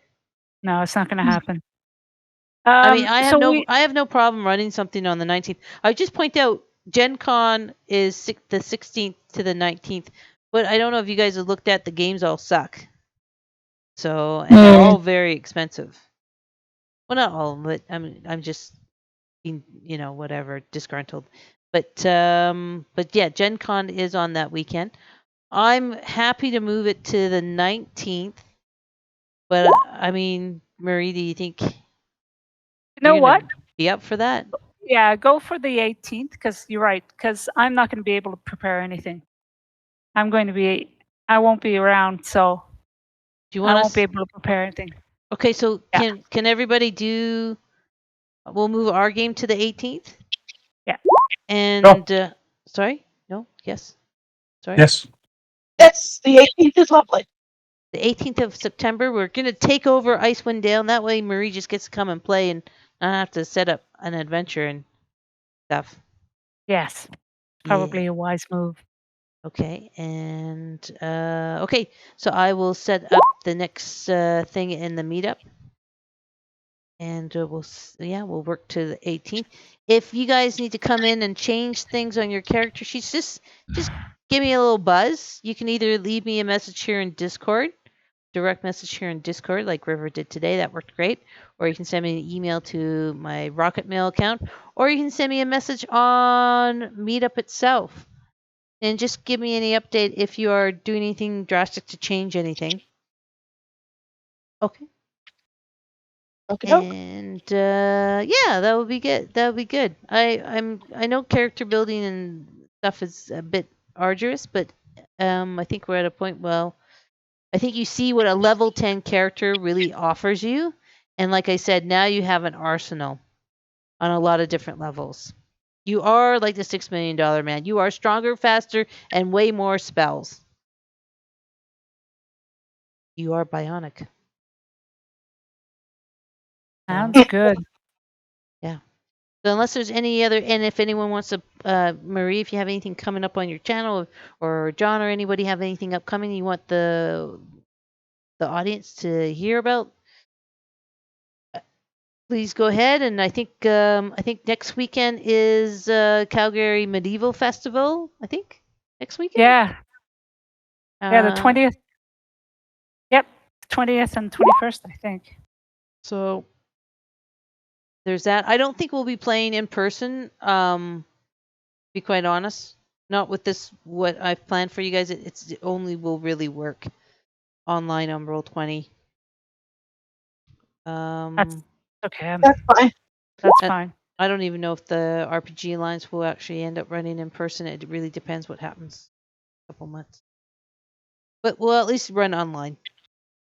Yes. Per day. Oh. Anybody Okay. else got any stuff? Otherwise, we'll wrap it up. No, I'm good. No, I'm fine. Just Are you guys Yeah, happy with your stuff? Are you happy with your characters? yeah. Yep. I'm just figuring out my just filling out my character's backstory in my head. So I'll add more to it in the bio sheet. Yeah. And if anybody's interested, That will be important. Sorry, go ahead. Oh, sorry, didn't mean that will be go important. ahead. And your age and how your character looks, and and some of their, if you can put at least one or two family or close friends, emotional tie type things, kind of like what we did in Cyberpunk. That will be important because this is gonna hopefully, I put the sanity and stuff in there for a reason. We're gonna see how that mechanic is used, but your backstory will be important to that mechanic. Sorry, didn't mean to interrupt, but yes, No, go ahead. that's okay. Yeah. So just say upcoming stream is Wednesday and Friday, and then I do D&D next Saturday. My God, it's been a month that we haven't played. I need to figure out what I'm going to do. And streaming wise, it could be anything. Could be Call of Duty, could be New Horizon. I'm getting into Minecraft. I don't know what I'm playing these days, but drop in, have a chat. Fantastic. All right, guys, enjoy the last dog days of summer. Stay cool and hydrated, and thank you so much for joining us tonight. And next session, we will be getting into things. It's gonna get bloody really fast. Yes, it's the murder hobo season of queer questing. That's it. All right, y'all take care. Okay, thanks for All right, joining Alrighty. guys. us tonight. Good night. Bye. Good Catch you in night. chat. Good night. Take care.